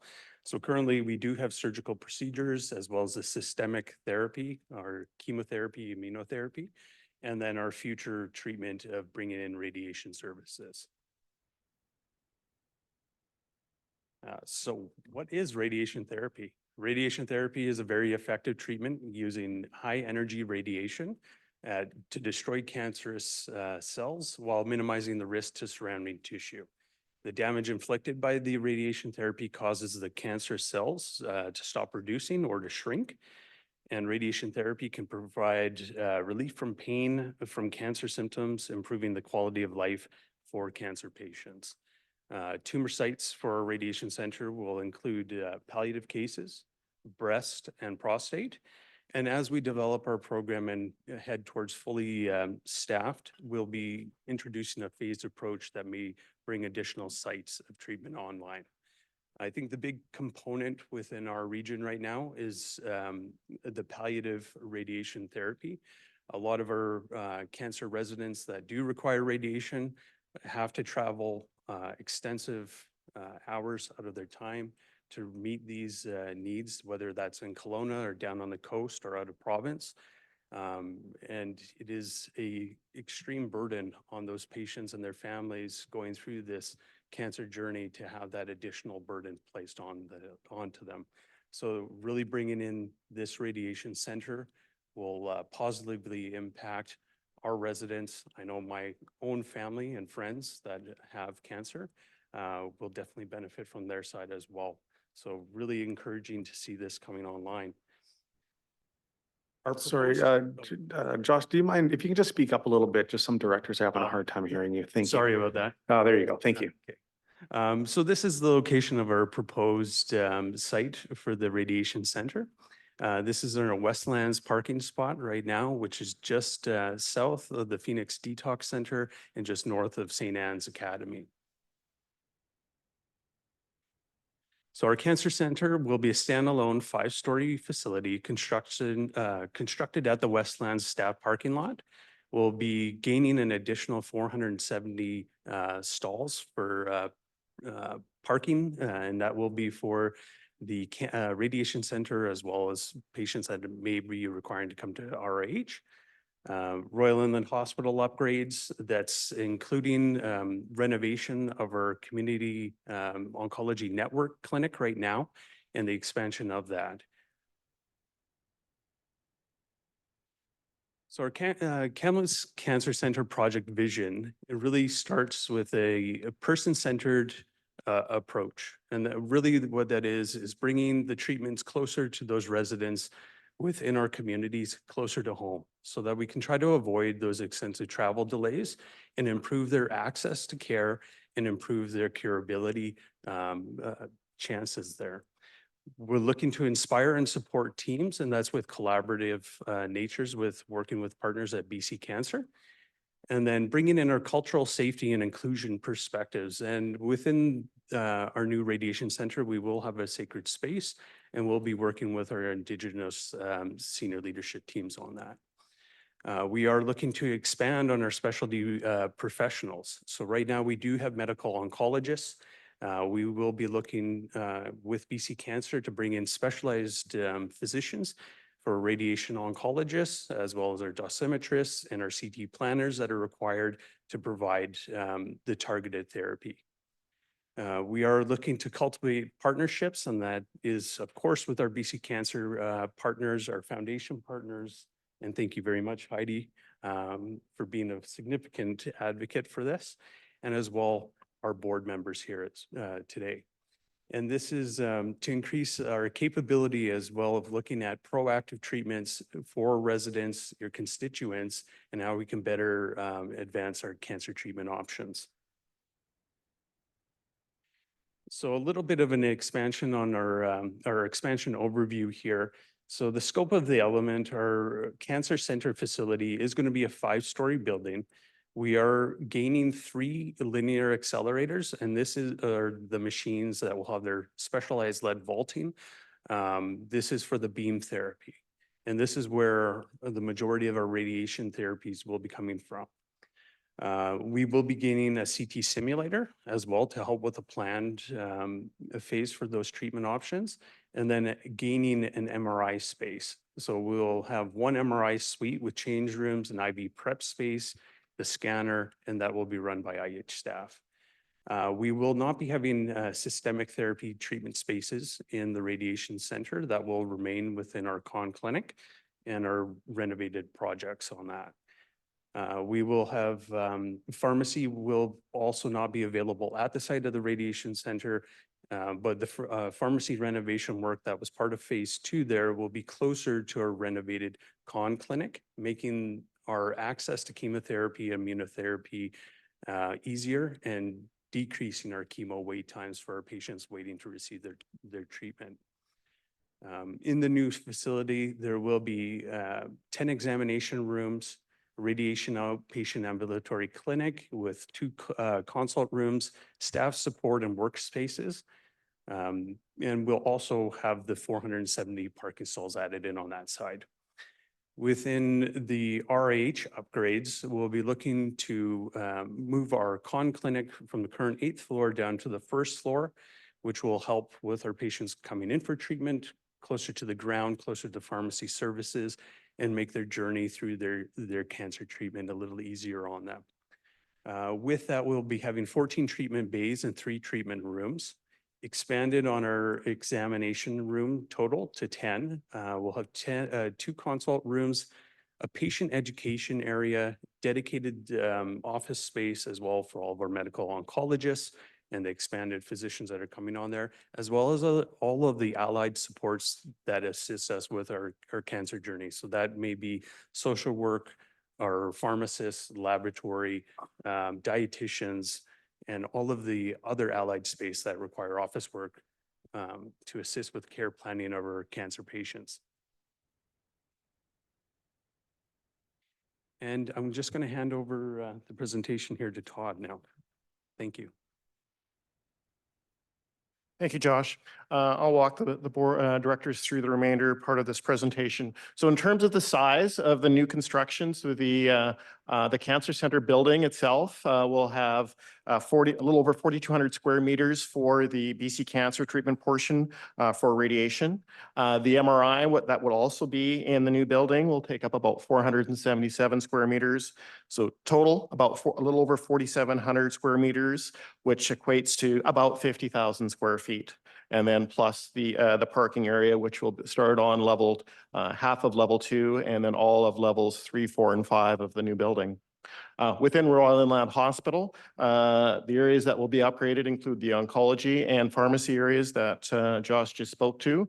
But in terms of the shuffling and the moving of space, the administration area, our outpatient rehab and fitness area, as well as the medical library and conference rooms will actually have to move off of that first floor to other parts of the building in order for oncology and pharmacy to basically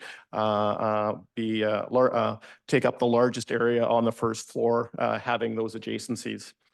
Directors, the amount of space that we'll be renovating within Royal Inland Hospital, a little over 2,900 square meters, which is about 3,200 square feet.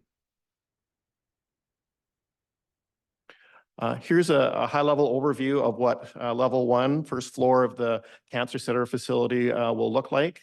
The big area in green in the middle, those are the 3 linear accelerators. On the right-hand side, which we have highlighted in pink, that'll be the location of the new MRI with some shared space in between. Level 2 of the facility will have some clinical space on the right-hand side. Largely will be the outpatient ambulatory care support area for BC Cancer for radiation therapy patients, as well as we'll have some biomedical staff that will support both interior health and BC Cancer. And then the remainder of level 2 will have some parking, and then levels, again, 3 through 5 will be all parking. So maybe going into a bit more detail on the upgrades at Royal Inland Hospital. Again, the oncology space and the pharmacy expansion. So this is what the new footprint will look like for the community oncology clinic where we do chemotherapy. Most of the areas in the pinkish reddish area will be the treatment spaces, both some treatment bays and some private treatment areas for patients.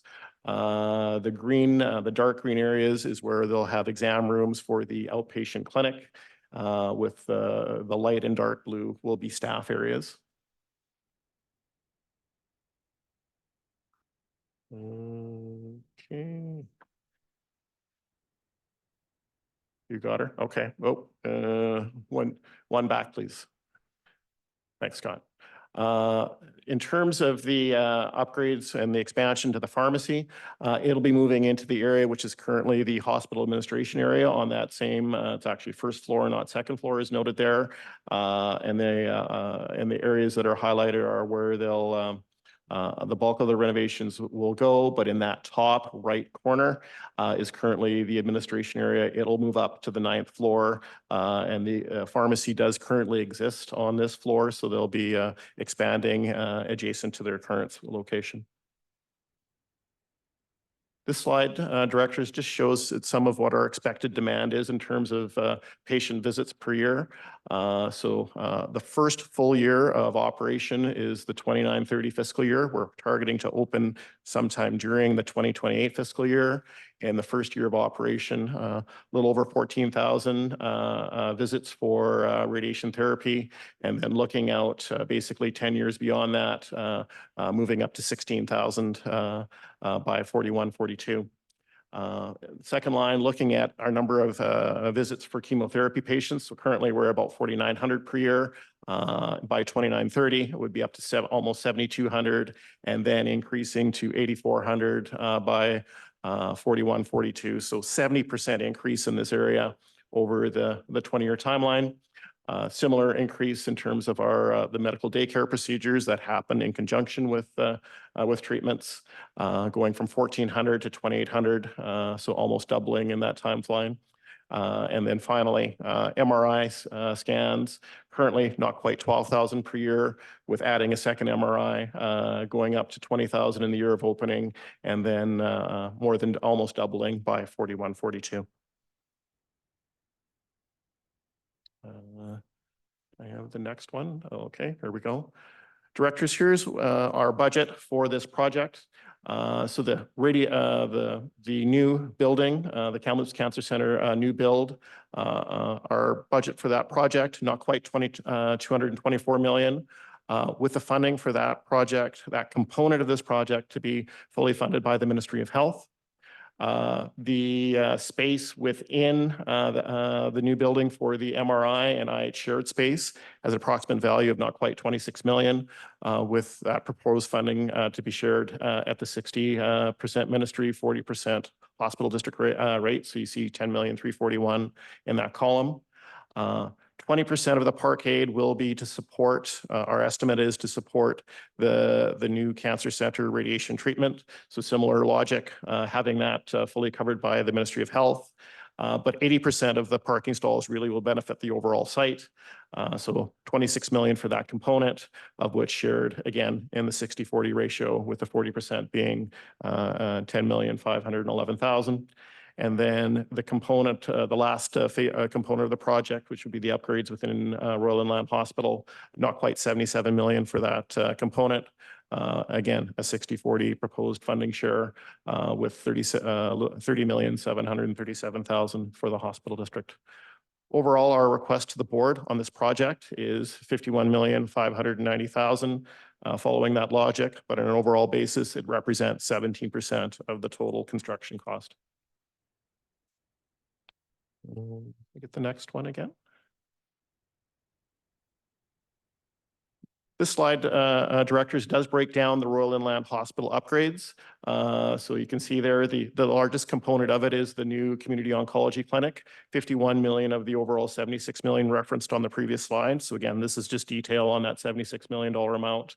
12 million for the pharmacy expansion, and then the other components, the administration and staffing services relocation, 3.9 million, 5 million for the outpatient rehab area, 3.3 million for the relocated library, medical library, and a small amount, 600,000 for some conference rooms that will move to a different part of the building. Our next steps, Chair O'Reilly, work will continue in terms of the detailed design, and we'll have an updated cost estimates available in the summer of 2024, which we will absolutely share with this board. And then we need to continue our discussions both with the Royal Inland Hospital Foundation as well as the BC Cancer Foundation on their participation in this project. Here's a street view from the outside. Mostly the gray side on the top and the left represents the parking area. The main entrance is kind of right where you see the people walking in on kind of the lower right. Yes. Chair O'Reilly, is there any questions for us on the Cancer Center project?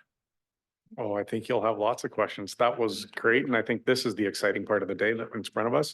I have Director Bass, Director Grenier, Director Sau, Director Hamer-Jackson to start. Director Bass. Thank you. This may seem a stupid question, but I'm going to ask it anyhow.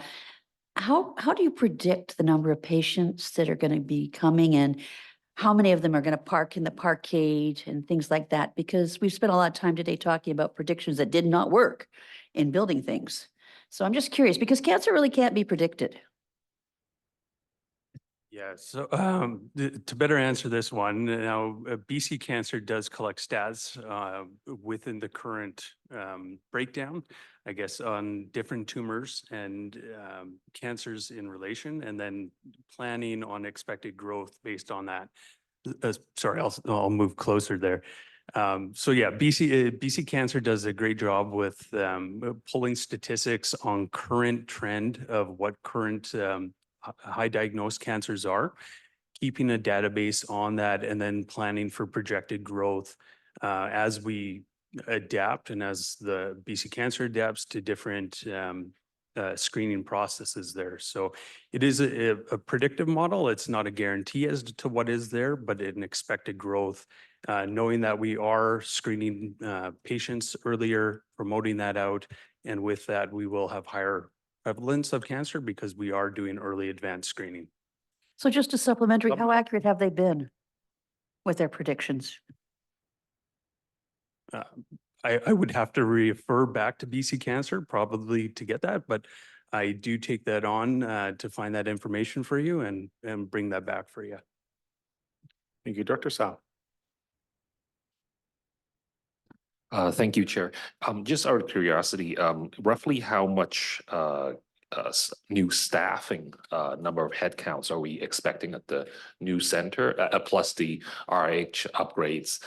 Sorry, that's one question. And then does this project planning, does that take into effect like road access into the new facility?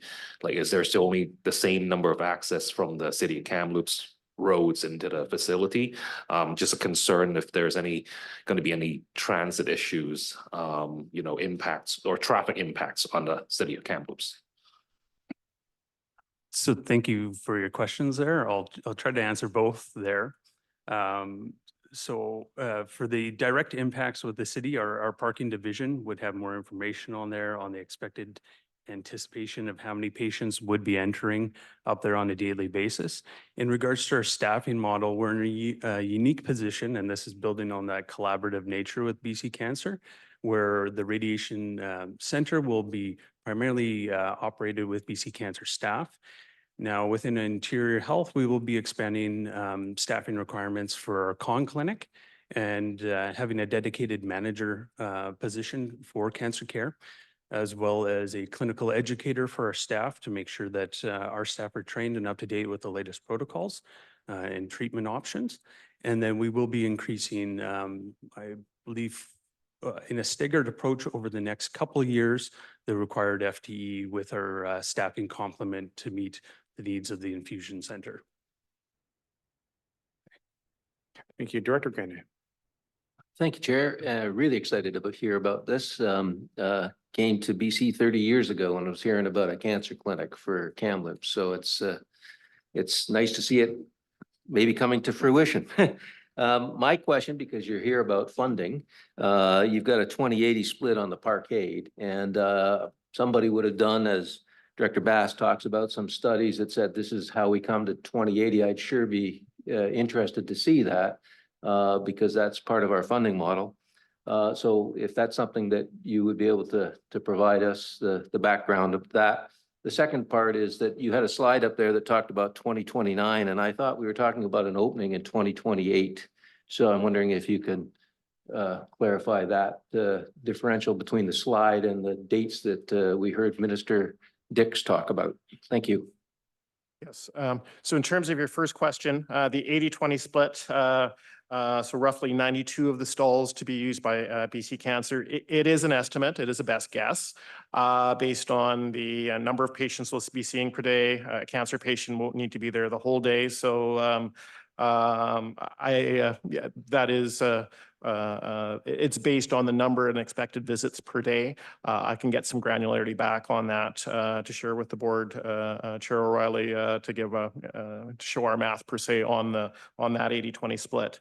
In terms of the part two of your question around volume, so yes, 2028 is our expected opening date. It'll be during that year. The 29-30 numbers that I showed in that slide are the first complete full fiscal year of volume. So that was the logic behind that. Thank you. Director Hamer Jackson, Director O'Reilly, Middleton, and then Sarai. Director Hamer Jackson. Yeah, this is actually great, same as Director Rennie says. My concern is, or question is, you know, we're already short a lot of parking there. And with all the increased traffic that's going to be there and the split that's happening now, I'm wondering if in 10 or 20 years, we're going to be short of parking. And if so, can you add a floor of parking onto that building? Chair, I would have to dig into that question. I'm not sure if we're engineering it for future at this stage. I would like to highlight, though, that we currently have throughout the downtown area off-site parking that's helped us through the patient care tower process. We'll obviously going to be losing some parking as we build here before the parkade comes along. That's temporary. It's been temporary for a long time, but we'll continue to keep that off-site parking available for staff as we go through this process until the parkade comes online. So we'll be definitely keeping that in place. A supplemental. Supplemental. Yeah, I guess that would probably be a good thing if we could find out if it is engineered for that, because there are buildings that are, and for me, it looks like we could end up with a parking problem moving forward, you know? Thank you. Two questions, and as much as we're not driving to staffing, I noticed you noted you had mentioned a little bit a minute ago, but specifically around two positions, one being a drug access navigator. That's something I understand we don't have now, and it really puts a lot of extra pressure on our existing oncologists. And as we go through a massive investment to an expansion of our pharmacy, is if there's going to be a pharmacist directly appointed to cancer drugs, and rather than not just a general, and so that people really get the best level of care that they can, and pharmacists know patients and know the doctors better, not just people cycling through. Thank you. Definitely, and us getting the drug access navigator will be a big component on our recruitment campaigns for that. BC Cancer as well has kind of recognized our shortage on that and impact that it could have on our current patients that we do service, and has provided some remote assistance in regard, and this is a recent development with them, which is great on our collaborative front on there. And the mix with our internal pharmacy FTE with the budgeting plan on there, they have asked for increased amount of pharmacists. And we are currently working through a quality improvement initiative with pharmacy directly to try to solidify the need for a dedicated oncology pharmacist, or one that rotates less frequently. And this will, bring consistency to care to our patients, as well to our staff, and decrease our chemotherapy administration times or delays or potential issues with that. So active work is happening on both fronts. Thank you. Director Middleton. Thank you, and thank you for your presentation. I don't know if you could just quickly bring back this slide that just showed our anticipated visits for 29-30, which would be sort of the first year it's anticipated to be open. And then moving forward, I think it was the 41-42. Is there going to actually be enough room? So we're building a facility. We're stating that in the opening year, we think we're going to have X amount of visits, and we're increasing those visits over the years. At some point in time, Or what is the number that we max out on the total number of available visits because we don't physically have the space or the staffing to see anybody more? So to me, the opening year should have the same amount of space or 4 visits as it would have in 41, 42. So if we're seeing this 20-year increase of 95% in visits, do we actually have the space and the capacity to increase to that number? Or is that just kind of math that just means that in 10 years' time, that facility won't be big enough to accommodate the need? So great question with that. And really, we are anticipating growth within our cancer population and the treatments that are provided. With that and the technology and advancements within oncology medications and procedures, it actually has reduced a lot of the previous systemic therapy infusions taking up to 6 to 8 hours to complete at times. Some of those similar medications have been reduced down to 30 minutes or have gone to a subcutaneous or an intramuscular approach, which even further reduces that time. So as we advance academically and research-wise on new treatment options, we are able to cut down the amount of administration time, which would then free up more chair slot time.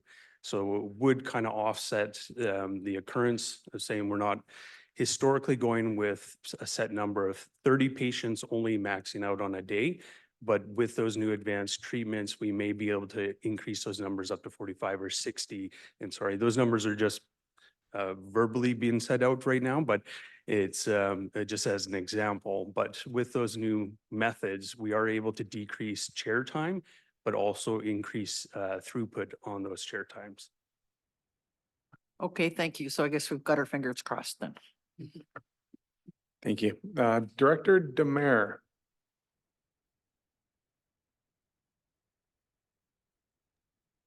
Yeah, thank you, Chair. I've got one question and it's well, thank you for the presentation and this project is going to be great for the whole district.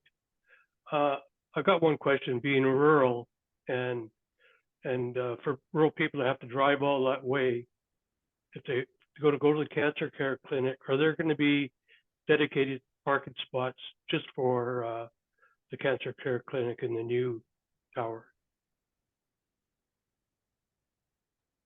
I definitely don't have that answer for you today, but I will bring that back. I know that our parking is working with our patient advocate team, and this could be brought back to them for awareness and consideration on that. But thank you very much. Thank you. Thank you. Director Hall. Thank you. Just got a quick question for you. Thanks for the presentation. Very informative. Just got questions with regard to the percentage of funding. And bear with me if you will, because I want to go back to the patient care tower where the split again was 60-40. It's my understanding that the Royal England Hospital Foundation actually raised $24 million, not $22 million, which you reported earlier. And that money went into the IH funding component of the patient care tower, whereby it would decrease the overall province's percentage of contribution to that project. So my question is, moving forward, can you tell us today what's being asked of the IRH Foundation? And will that money go towards the Thompson-Nicola Hospital District's funding contribution?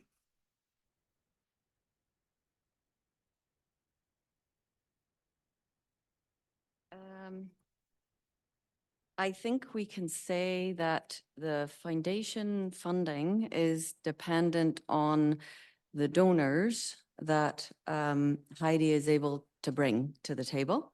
And Heidi has demonstrated the strength of the foundation and the strength of the support from this community. There is also another foundation, the BC Cancer Foundation. So we're actually having our initial meetings together to determine who does what and what the roles are of the different parties and what money they can bring to the table. In terms of where it fits into the picture, this cost that has come forward to you today is an early cost. So we can anticipate when the cost is refreshed, or the cost is refreshed at different parts of a project. And ultimately, the final refresh is just before everything is tendered. So we will be at a different place, I would anticipate, in the summer, where we will be clear what the foundation feels is an appropriate target for them. And we will bring forward the cost broken down however you wish to see it. And happy to have that conversation then. Supplemental? Yeah, just supplemental. With that being said, I would hope that the board gets the opportunity to discuss the opportunity of decreasing the 40%. Because if the money from the foundation is going into the provincial dollar allocation for the development, I think we as a board need to take a look at that funding component of 40%, because it truly is not 60-40. Thank you. Director Hema Jackson. Yeah, I'd just like to say that I hope that all your numbers are wrong, and that in the next 20 years, we'll figure out more prevention for cancer and more cures. That's about it. Thanks. Thank you. Seeing no further questions in the room or online, thank you very much for those three presentations. Thank you, Chair. Thank you, directors. So just to note for the board, we do have lunch that's going to be coming that'll kind of fill that gap between this and the regional hospital district, or the regional district meeting coming up at 1:30. But I would like to hand the floor over to CFO Fox.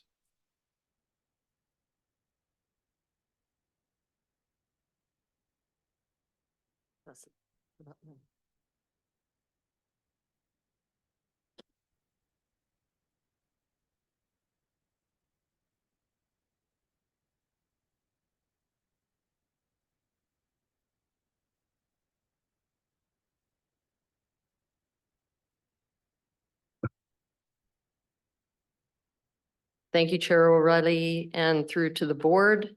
Apparently I got too comfortable here and made a little bit of a mess. So we've had some hard conversation, some good conversation this morning. I am tasked with bringing you the 5-year financial plan and to try and fit it into the amount of time that we have so that you guys feel comfortable. I've made a number of assumptions that you did ask for scenarios of different increases. I tried to give you enough in the report to bring you to the conclusion that we're bringing you today. I will skim through the information because that is what I have time for. But what I'm hopeful is that the times that we've met leading up to this, we've had some good discussion and you are understanding of what's before you. Really, and I think maybe I was really trying to hit a high target today. We have minor capital, major capital, 5-year financial plan, borrowing, audited financial statements, which I think we've been able to bring you successfully. Those audited financial statements, those financials, I did provide you numbers within the 5-year financial plan to give you context for your decision-making today. Before I move forward, I wanted to talk about quickly the reprint of the agenda and what that meant for you.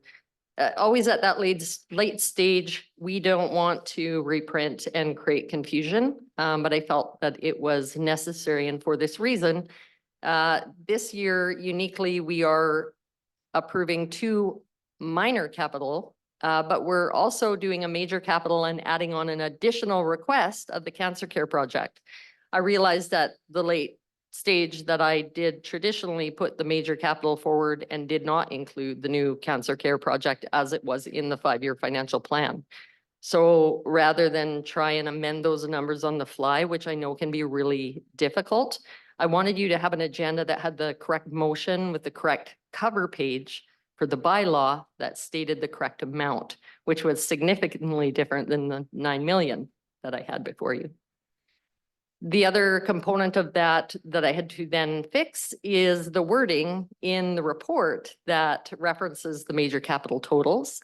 And the other thing I addressed at the same time is obviously, this meeting is creating a lot of tension. People are utilizing the numbers. And when I do a comparison between 23 to 24 to tell residents what the increase will look like, I was using 2023's assessed home values compared with 2024's assessed home values, which are different. The problem that poses when I give you that change is that now I'm layering in assessment changes. In order to give you the true idea of what's changed, I got to make it equal. I got to compare apples to apples. So I've just made the assessed home values the same. Hopefully, on the fly, I'm just giving you the confidence to know that I know what I'm doing. And I know that you guys are trying to take in a lot of information. And my only request would be next year not to put my two biggest budget meetings on the exact same date, because it's a lot to keep in my brain. Hence why I have Austin Potts here, my finance supervisor and financial analyst. And I'm trying to clone myself. So expose them to the biggest hospital district budget meeting of the year. And this is not working. No. This. Pardon me? Tell us when to advance the slide. Okay, we're gonna jump over the. Okay, so am I doing it or are you doing it? Okay, go forward again, please. And again. I'm gonna start here. In essence of time, I've already given you a preamble. One of the main components we'll get into is the percentage allocation, because a majority of what the hospital district does is provide capital allocations to interior health. And that's what we're here talking about. There's a small component of operating within the hospital district budget. So the total expenditures this year totaling $37 million are made up of the debt payments, the capital carry forward projects from prior years, the patient care tower amount from prior year, cancer care project, our new requests. We have minor capital equipment for 23-24, minor capital equipment for 24-25. Quick explanation, we were always providing approval at this board after the fact. So in our new way forward, we're trying to work with the interior health to have projects come and approve them before they're spent. So we're just doing a catch-up year. So there's two minor capital that you'll see this year, and then we'll be back on track.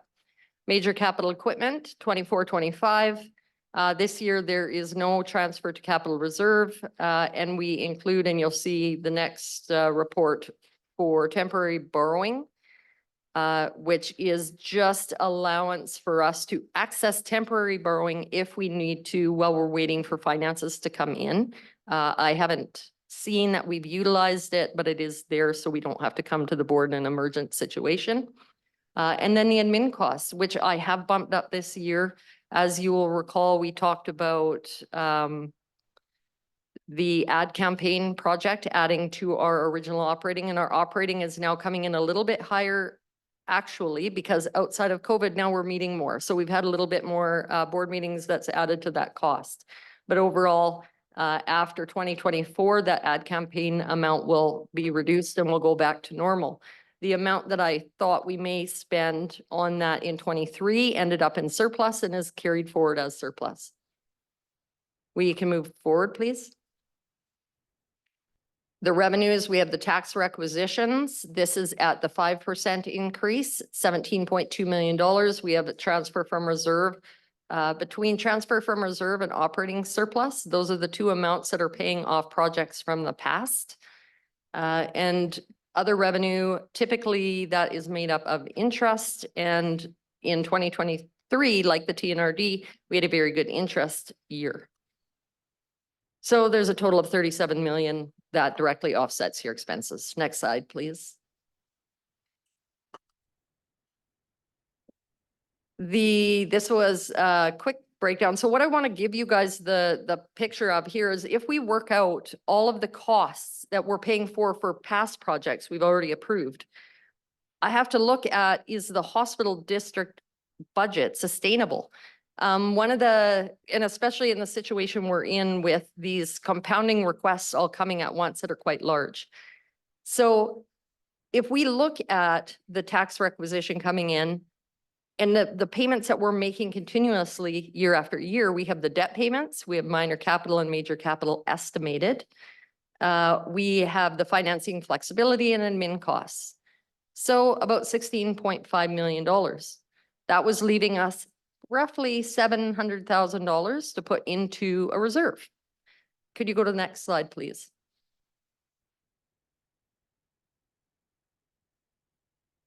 If we use that same tax requisition, we add in new debt for the cancer care, we need to be putting money into a capital reserve. We have a couple projects kind of on the outside of what's been built into the 5-year financial plan. We have the financing flexibility, admin costs, so 20.7 million. So right away, I just wanted to make it very apparent why the increase year over year has to come. I mean, it's obvious we're asking for lots of money, but what I'm trying to do is how long is it going to take me to build the hospital district back up to sustainability after we approve such a large amount? So if we go to the next slide, please. So what I've tried to do in your 5-year plan is build a 5-year plan with 5% increase year over year, brings us to about 20.9 million in tax requisitions. It includes the debt payments for the cancer care and the old debt payments, estimates for minor and major capital, a transfer to reserve year over year, and as I said, the financing flexibility. Right there, that's about as close I come to bringing us back to sustainable operating budget. Hopefully that makes sense. So the 5-year plan before you has not included the $16 million overage. Could you go to the next slide, please? The requests that have come in at the traditional 40% request. After conversations with the board, we did make adjustments to the percentages. The cancer care project itself was reduced from 40% to 35% contribution from the hospital district. If you could go to the next slide, please.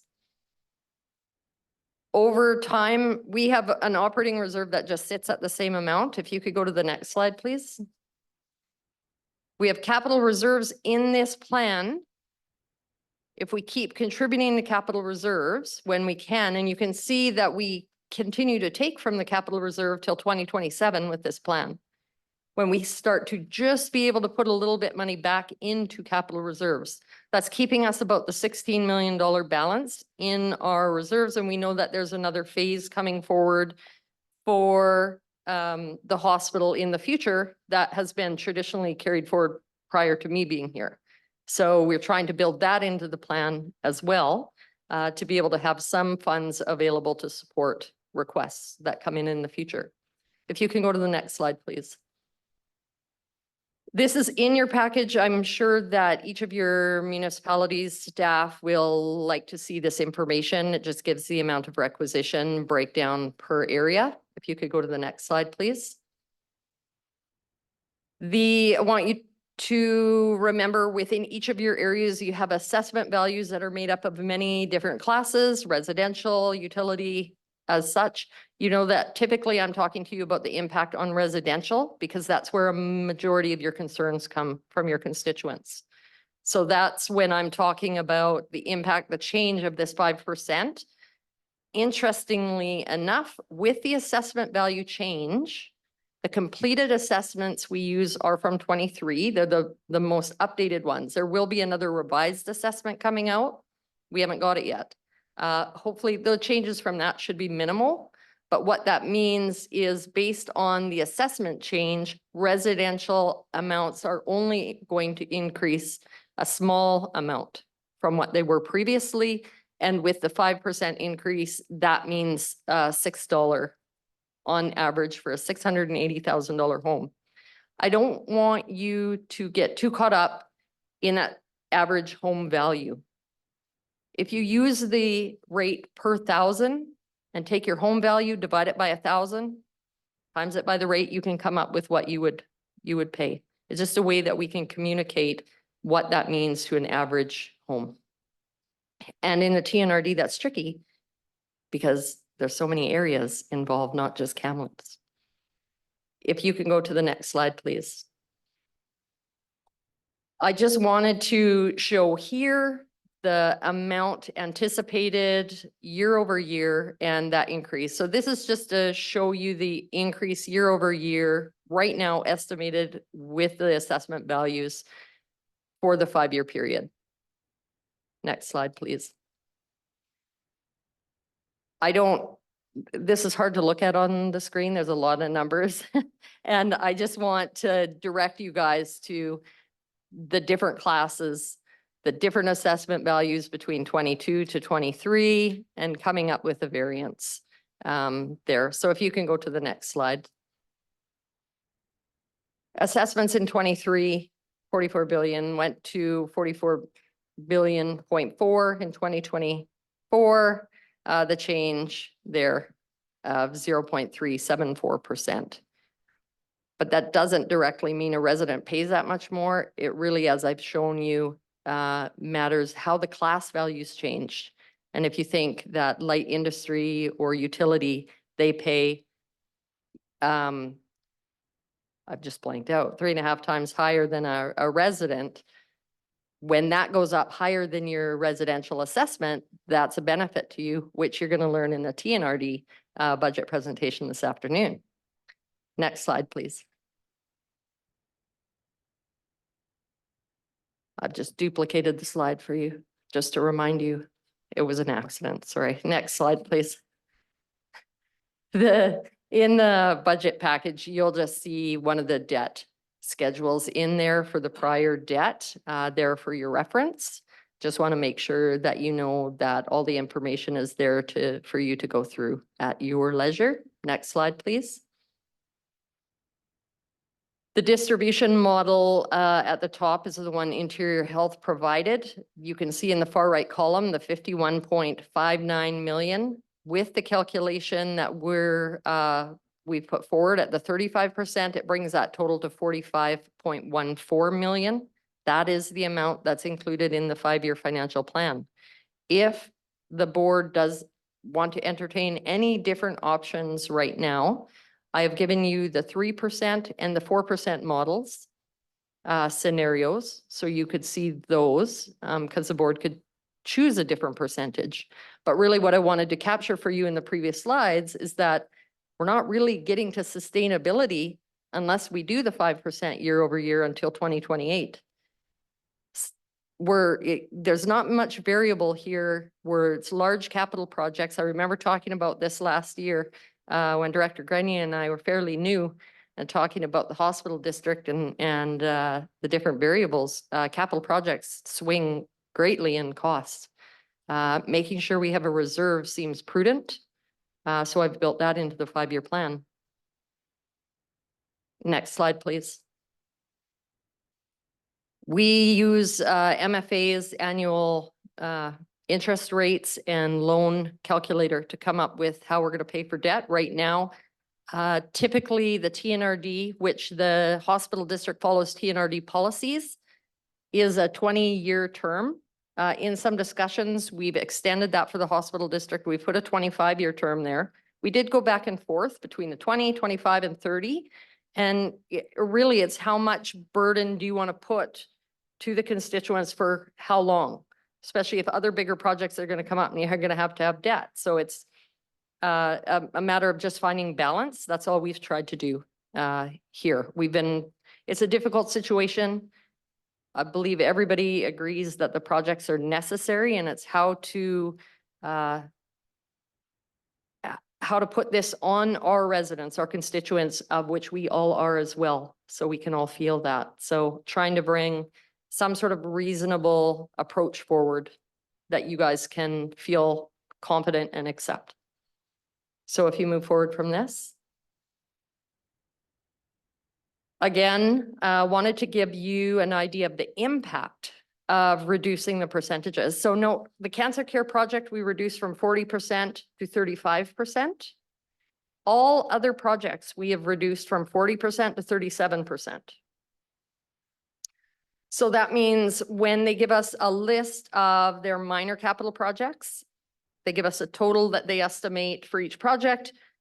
We take 37% of the total and we pay that amount now, not 40%. Same with major capital. They get a list, we calculate it by project, and we manage that on our side. They manage that on their side. Major capital, we have done the same thing with the 37%, other than the cancer care project is at 35%, and you will see that in the bylaw attached.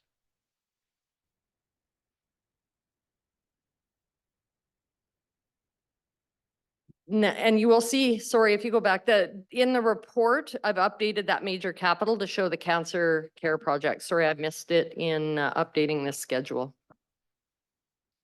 If you can go to the next screen. Look, I think Interior Health did an amazing job at talking to you about all their projects. In the past, when I've seen they've went through projects with you here at this point, I'm not going to do that. They've already done that. They know the projects. They've answered your questions. I just want to give you an idea of the listing that they provide us. So if you go to the next slide, this is, sorry, go back one more, or did you? Okay. So remember there's two minor capital requests. So this is the one, if you go to the next one.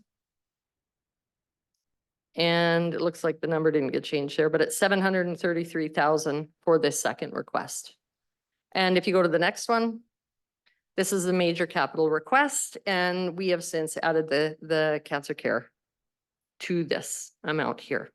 So you'll see that all attached to the bylaws as their appendices. Next slide. So at this stage here, this is just to remind you that this amount here, which we've talked about, is not in the financial plan. There's no contribution made within the 5-year financial plan following previous board direction. Next slide. Your 5-year financial plan looks like this. We have talked about the numbers in 2024. We haven't gone in detail for the 5-year plan. You can see it's a 5% increase year over year. It zeroes out at the bottom because your revenues have to match your expenditures.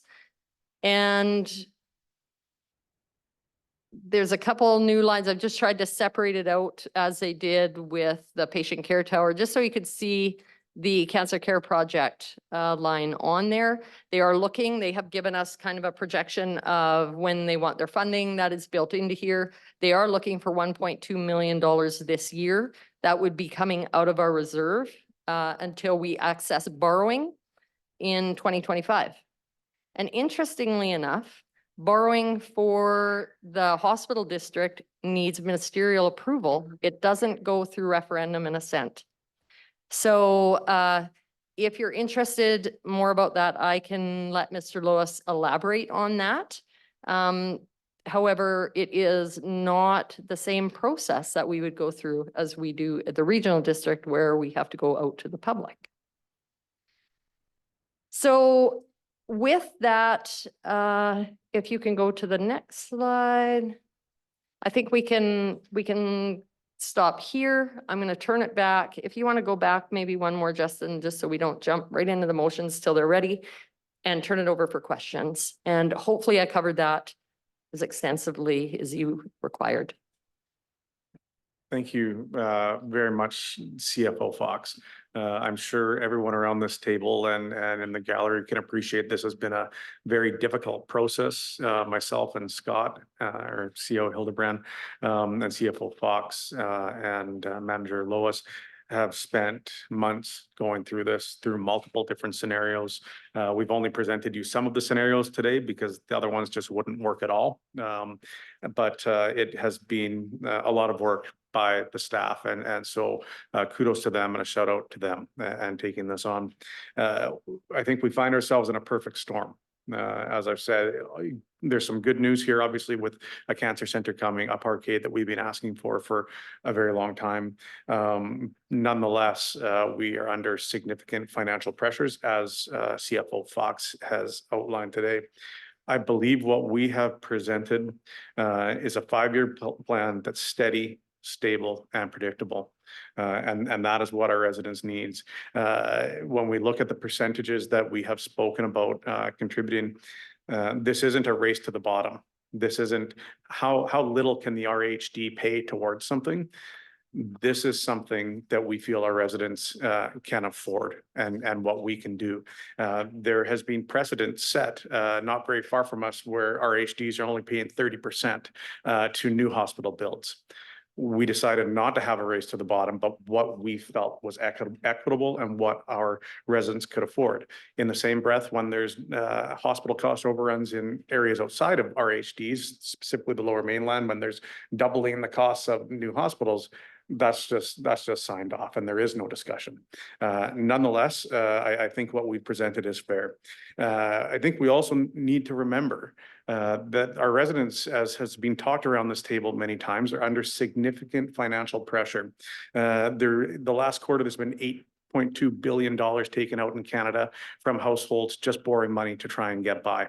That's the highest since 2009, which was directly after the great financial crisis.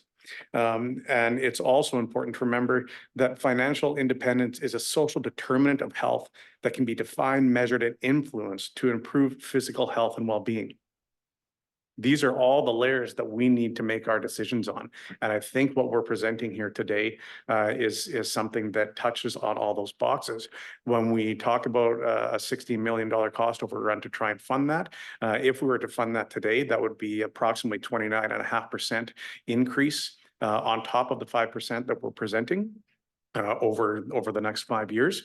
Also, it could be looked at, well, we could borrow more. Well, at the same time, our debt level that we're borrowing is getting much higher.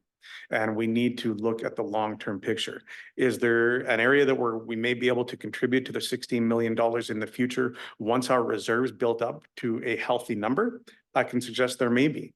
But at this point, it's not a debt load that our residents and this board, I think, should be taking on.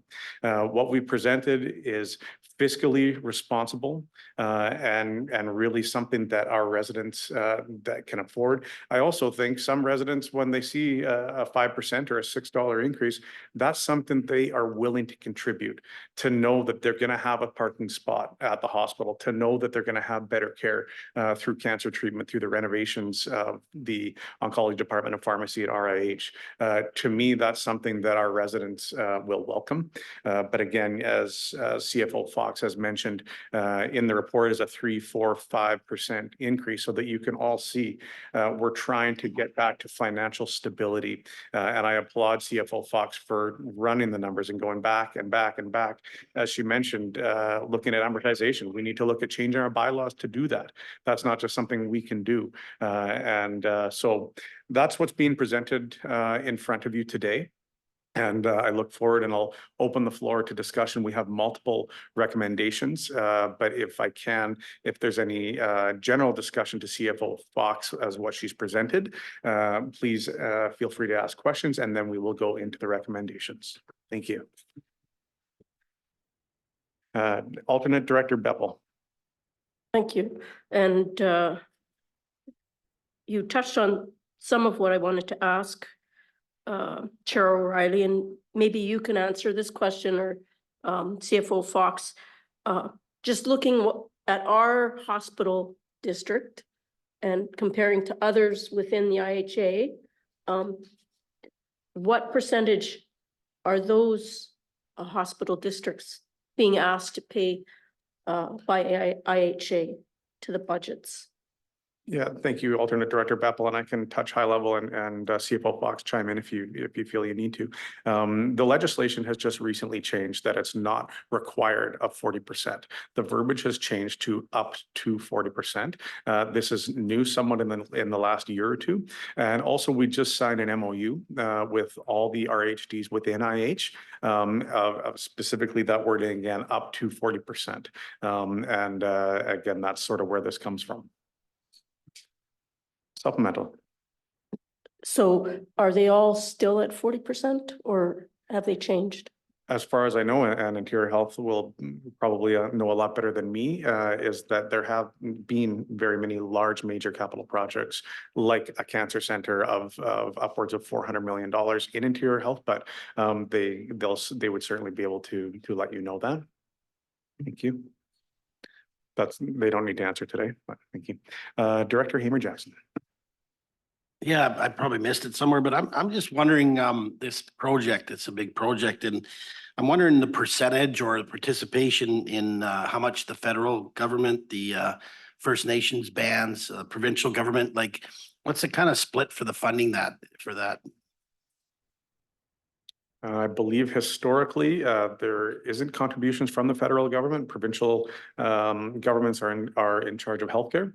And outside, when we look at First Nations, they have their own health authority that they get taxation from, and they do their own projects from. That this isn't something that they contribute to. Supplemental. Yeah, so the federal government doesn't participate at all? Correct. Is there opportunity there? Or maybe grant funding, I don't know. I don't believe there is. We would certainly look for grant funding, but at this point, I have not heard of anything like this across the province, but we can have staff look at that. Thank you. Thank you. Thank you, Director Sarai. Thank you, Chair. Thank you, CFO Fox, for that presentation. Just a question for you, the 5-year, 5% to build up our capital reserve. Are you comfortable in 5 years that that's going to be a reserve fund level that we can weather another storm? Is this a number you came to based on residents' pressure, economic pressures? Was there another number that you had in place that could have helped that? Capital reserve is where I'm really concerned about. Are we gonna, in 5 years, be in another spot where, oh no, we don't have enough money? Thank you, Chair, through to the board. So the capital projects have been really unpredictable.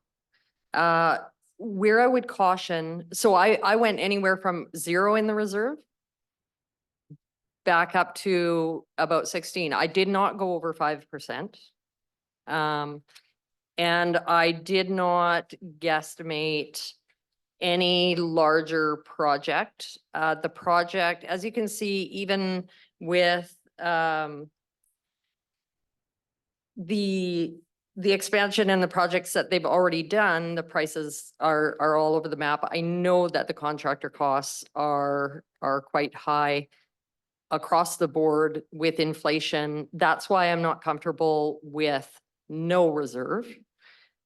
I think any way it comes, these big projects that they're undertaking require debt. And then it's how much more can we put on, because that adds to our year-over-year operating. So right now, if we add more debt on top of that, we're going to again have to do a round of increases, because I've just worked us out to sustainability. And then if we add debt, that's above $1 million. $16 million is $1.2 million worth of debt year over year. That then adds to that operating. We got to bump up right away again to make that budget over the 5-year term sustainable. So I'll summarize by saying the factors that have changed on us that I would caution are the major capital requests. When they start going over $5 million, they're taking us out of our predicted amount. And that is happening. So that could change. And that's where then we're going to have to tap into our reserves till we come up with a new plan. The last year was a bit of an anomaly. So I've kind of left it to that. And I've left the amounts right now at $5,500,000 and $1 million for minor. And you'll see that in the 5-year plan. So to me, that's a little bit where this plan is at risk and why I don't want to go to 0 in the reserve. Future capital is,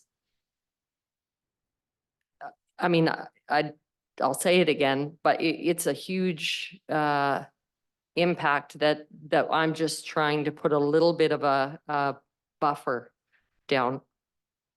Thank you. And sorry, supplemental. Do you have something? Sure. No. Just to to put the board a little bit at ease and for our residents.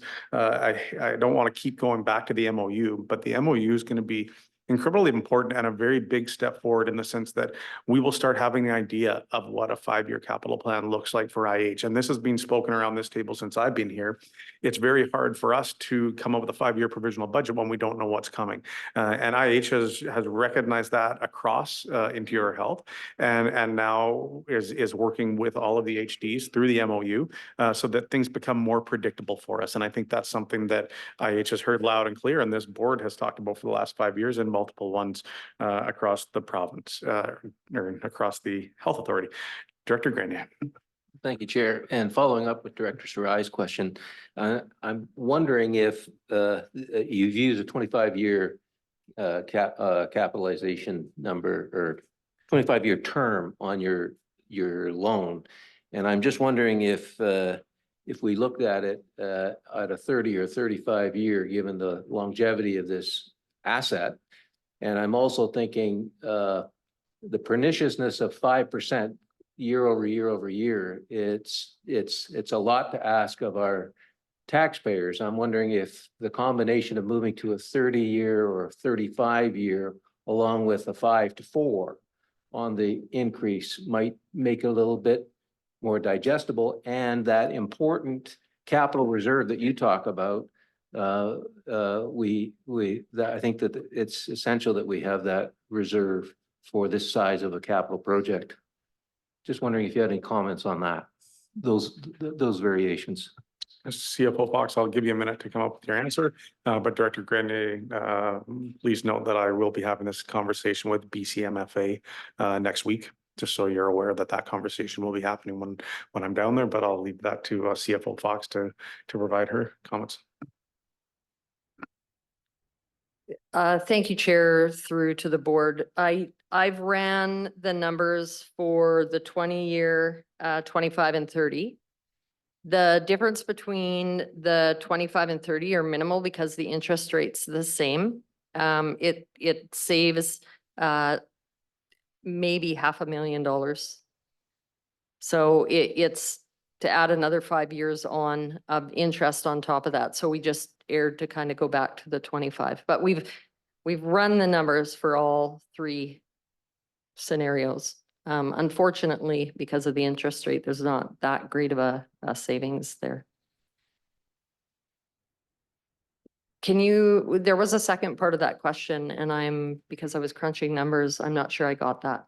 It was the dropping from 5 to 4 and then increasing the term was sort of the offset. That was the concept. I mean, through to the board, there was so many different scenarios I could have run. I went with the one that was most consistent and brought me to sustainability at the 5-year mark.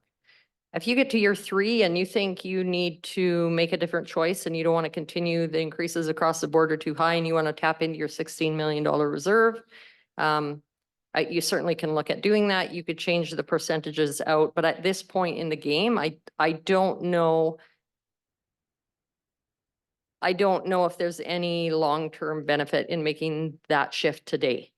Certainly, it could save our residents a few dollars in the future, and if that's the way you'd like me to look and go, certainly that's up to the board. Thank you. So we can move the slide and go through the first recommendation, I believe, is coming up next. Is that correct?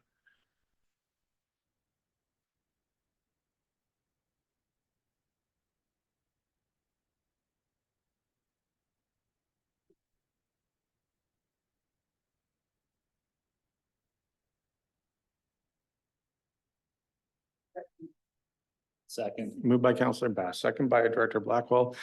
Thank you. And I'm pretty much out of commentary for the day, other than I just want to remind the board on the parkade component of this is that we did put money forward back in March of 2021 for a new parkade through to Interior Health that at that point wasn't taken up. We weren't taken up on that offer, but I think that's important to remember. It was approximately 3 years ago that we did this, but thank you. So seeing no discussion, all in favor?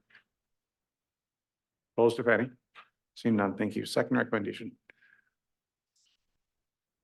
Sorry, we'll wait till it gets on the board there, please. Thank you. Moved by Director Thorpe.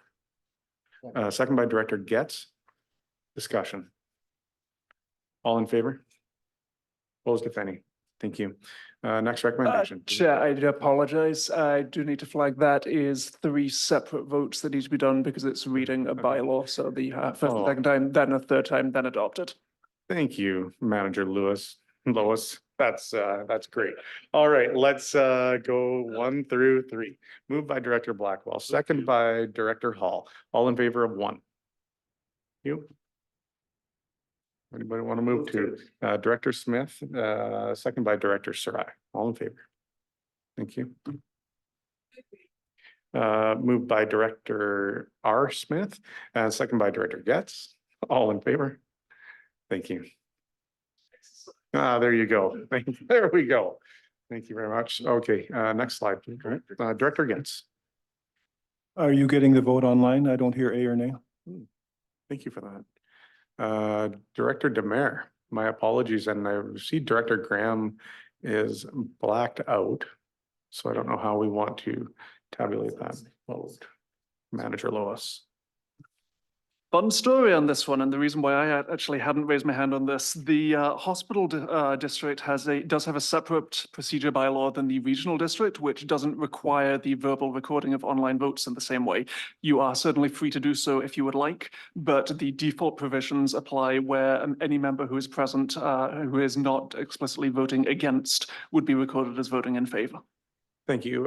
Given Director Demare has been with us through this entire morning, I'd like to get his votes for these 3 recommendations. It's a yay for me for all 3. Okay, and on recommendation 1, were you a yay as well or a nay? Yay. Thank you. I'll put my hand up. Sounds good. Thank you. And Director Graham, are you there? That's okay. All right, next slide, please. Do we need this individually as well, Manager Lois? Thank you. Sorry, moved by Director Thorpe, second by Director Houghton. In favor? Opposed, if any? Thank you. Moved by Director Bass. Second. Second by Director J. Smith. All in favor? Thank you. 3 moved by Director Thorpe, second by Director Getz. In favor? Opposed, if any? Thank you. Move 4. Moved by Director Sarai, second by Councillor Bass on 4-1. All in favor? Opposed, if any? Move 2. Thank you. On 2, moved by Director Blackwell, second by Director Hall. All in favor? Opposed, if any? Thank you. Moved by Director J. Smith, second by, Director Thorpe. Thank you. All in favor? Opposed, if any? Thank you. Next slide. Thank you. Perfect. I thought we had a 5th. All right. Thank you. Okay. Oh.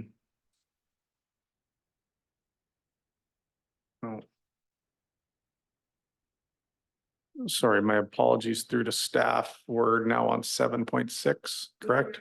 Thank you. Moved by Director Bass, second by Director Middleton. All in favor on 7.6. Opposed, if any? Thank you. In your package, you see correspondence from Minister of Finance, Katrine Conroy, regarding our hospital district meeting that we had at UBCM. No motion on that. I understand we have new business from the floor. Director Getz. Thank you. I'll make this as quick as possible. Would you like me to read it out? Yes, please. My new business is whereas the city of Merritt pays in full their fair share of hospital costs to Thompson Regional Hospital District on the 28th of July of each year as our municipal commitment for operation and capital costs for the Nicola Valley. And whereas the city of Merritt pays in advance of the calendar year and expects the Nicola Valley Hospital to be fully functional for the full 365 days of the year that has been prepaid. And whereas the Nicola Valley Hospital Emergency Room was closed for 19 of those 365 days in 2023. And whereas the city of Merritt 2023 annual payment of $653,012 at 5.2% on the calculated sum of 19 days. The cost attributed to those missed days of full service is $33,992.41. Therefore, it be resolved that Thompson Regional Hospital District credit the city of Merritt for those 19 lost days of full services as we move into 2024. And if I could just touch on that for a moment. If we have a seconder, get it on the floor. Second by Director Grenier on the floor. Director Getz. So what this is when we pay, as we grew up, when we paid for something, we expect to get the service for the time that we've paid. This is not, $34,000 is not an earth-shattering amount. What this is the ability for this regional district. And this is not just for Merritt, this is for every hospital in this regional district. When Merritt goes down, it also affects Director Laird's people, Director Graham's people, and in essence, Director Thorpe's people. Same happens when it goes down in Clearwater or if it goes down in Ashcroft. People in the surrounding area are affected. What I'm looking for here is for an avenue where we can let, and I also want to apologize to the board for bringing this to you and throwing it at your feet, and apologize to the IHA for bringing this forward, because this is to be dealt with the province and it should be. But I have to bring it here because of the method that it has to be. I have met with Minister Dix many times on this. Met with Susan Brown, Susan Doliski, Diane Schindrick, and Kathy Duell. Now, IHA has been exceptional with me and with our community. They're there for me anytime I need them.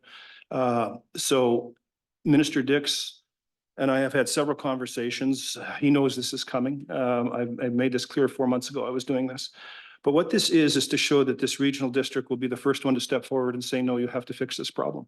And that if we do go down after we've prepaid, we expect a credit. I'm already 2 days into 2024. In 13 months, we've been down 21 times. It's unacceptable. What this is just simply saying we would like what we get paid for. And I would love the regional district to be the first one probably in this end of the world to do this. So I will leave it at that and just let you know that I will respect your decision, A or nay. And thank you for the time.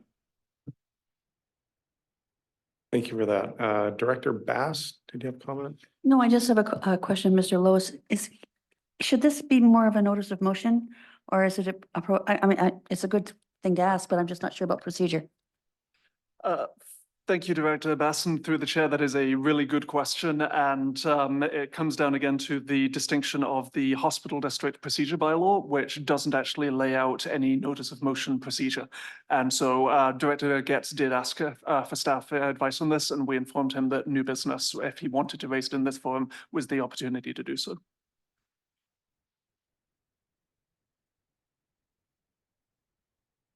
Thank you. Any further questions through to staff or Director Getz? I'm sorry, Director Lepson. Sure, yeah. Can you just read that through again? Because you're just throwing something at me in a hurry. I don't quite understand. Are you asking for money just from the province? No, this would be a credit. So when we come ahead now, so Director Lep, so we all pay in advance for the year that we're coming into. So we pay in it. Somebody's having fun. Can you start again? It sounds like a protractor there. So we pay in advance. So your community pays in advance. There's no way to hold the taxes back. So if I decided to just hold these taxes back, I would be fined 10% on the $650,000. It would cost my community $65,000. The only way we can do this is to credit into the following year. So I am seeking for 2024 a credit of $34,000. I'm not looking for any money to be returned. I'm looking for a credit on our bill coming into 2024 because we prepaid 2023, but we didn't get the full service for the 365 days of the year. And that's what this is. Can I? Supplemental? Yeah, and lots of times it takes me time to think when you're coming at me in a hurry, but the credit from who? Like, is this going to cost the Village of Chase money, or you're talking about the province? Or? No, this would come out of, this money comes into the TNHD and then it is distributed. So basically, this would be affecting the TNH, the credit would come out of the TNHD. is what we're looking for. It's not gonna, I'm not gonna come to you and ask you for some money. I'm not gonna put a mask on or anything. So this is not coming from you. This is coming from our contribution into the TNHD, and I'm looking for a credit coming into 2024. It's not gonna cost you anything. Director Houghton. This quick question, Director Gates, will this be setting a kind of a precedence for all outlying hospitals that have shutdowns to come back with a similar request every year and reduce basically our capital input? This would be for this regional district. What happens beyond here? Prince Rupert has been down 3 nights in a row. 100 Mile has gone down. Williams Lake has gone down. This would be for our regional district. If other regional districts choose to run with this is up to them to do so. This basically, there's nothing that moves. We've tried many things in 13 months and we've had many conversations. This is the next step. There's nothing that gets somebody's attention more than a fine. ICBC does it, everybody else does it. We're at the point now where we have to say, again, this should be a direct conversation with the province.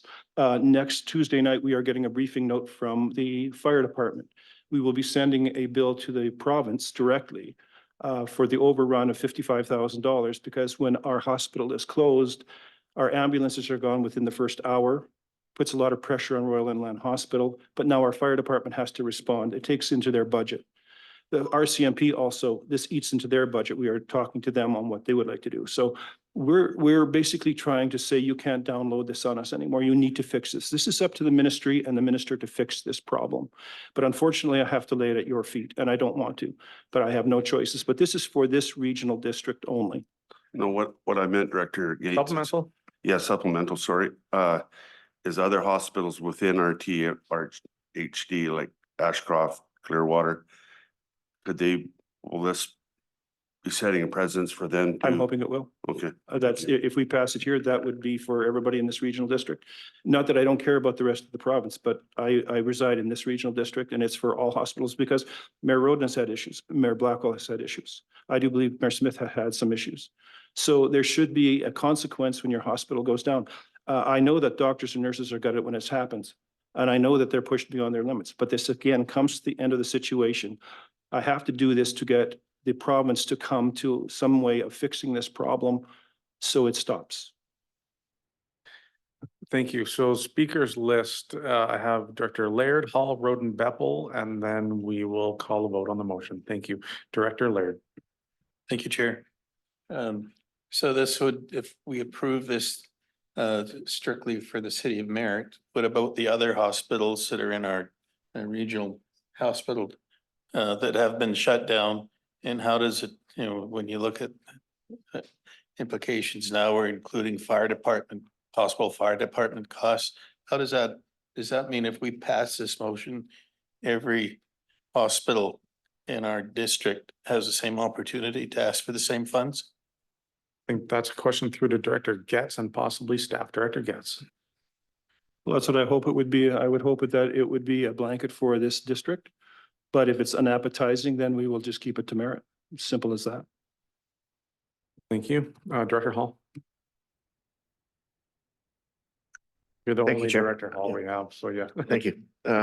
Just, like I appreciate, the request, and I think there's some good commentary here, but I mean, on the other side of the coin is what you see as a result of the province, yet again, not providing the services that are required here in Kamloops, where all of a sudden the services, feel the pressure of people from other regions coming into, the regional hospital, RAH. So I'm wondering if there's, some opportunity for Kamloops to take a look at, additional funding that needs to come to Kamloops as a result of, the loss in your community as well as other communities within the TNRD. That was more of a comment than a question. Thank you. Director Roden. Thank you. I believe to answer Director Houghton's question, this would set a precedent for Clearwater and Ashcroft being two communities that have been affected by closures. And I'm not opposed to obviously the idea of getting service for the monies you've paid. I just think that we're taking this money out of the wrong pot because all the money that we contribute to the regional hospital district is for operational costs of facilities, so the minor capital and the major capital, et cetera, it's for capital costs. It is not for operational. So the fact we are paying into the hospital district to build new hospitals, to buy autoclaves, to buy equipment, we are not paying into the hospital district to fund doctors and nurses, which is why the hospitals are shutting down, because they're not shutting down because they don't have an autoclave. They're shutting down because they don't have a doctors, they don't have enough healthcare staff. So I agree in principle with Director Getz's idea. I just think that it should be the Ministry of Health that's being targeted, not the regional hospital district, because that's not what we're paying into for. Sorry, I Director haven't Getz. had enough coffee Director today, Getz. so I might not be making sense. And unfortunately, that's why I had to bring it here. There is no avenue to take it to the province. It has to come here. So if we break down the money that we're looking for, the 33,992 works out to $1,789 for every day that we're down. Now, in the hospital, there is still a nurse or two or a doctor that are still in there, even though the doors are locked. If you think you're getting a value of a doctor and two nurses for $1,792 a day, you might want to think again. This is the closure of the actual the emergency room not being available. This has got nothing to do with wages. And I have to agree with, I would love to have taken this somewhere else, but I have no avenue where else to take it. So it comes here. And maybe we make a recommendation that it goes somewhere else, but I have no other option. This was my only avenue. And that's why I've apologized for bringing it to you and throwing it at your feet, because you're collateral damage. I have no other way of doing this. So. Thank you. No apologies needed. So I had a couple more people put up their hands, so I'll go through the speakers list and then we'll try and call the vote on the motion. We have alternate Director Beppel, Middleton, Smith, Director Beppel. Thanks, and I really appreciate the motion. I'm wondering, and maybe staff could comment on, in terms of what's good for Peter is good for Paul. Like if we're stopping payments to another form of government because they're not providing services to us, does that set the precedent that someone else can stop giving us money for a service that we had intended to pay, intended to provide, but for whatever reason we didn't? And it's looking at the future, are we setting ourselves up to risk of having some other group say, well, you didn't provide that service, you said you were going to provide that service, we're not going to give you money. And I don't know if staff can comment on whether that's allowed or not, but that would be one of my biggest concerns, is that we are maybe putting ourselves at risk. If we do something, then we have to expect others to impose that same expectation in the future. So I'll answer the best way I can. So this is prepaid. The service has already been paid for. So let's take the city of Merritt. You come to my town, you buy a pool pass for $42 for 30 days. Halfway through the 30 days, the pool goes down for 4 days. We credit you 4 days into the next pool pass. We don't go, sorry, that's our money. So this is a prepaid situation. This money has already been paid with the expectation that we will get the service. It's the same as when you buy a car. You expect to get the motor and the tires. You don't buy the car and then all of a sudden 19 times during the year, they come and take your tires off and then put them back on again. You've prepaid for this service. Now, what a better model for this might be is that we pay at the end of the year rather than the beginning of the year, and we keep back what we didn't get. Now, again, I have no other way of bringing this forward than the way I'm doing it right now. I would love to be talking to the minister and the ministry on this subject, but that is not the way they've set this up. Okay, supplemental. Supplemental.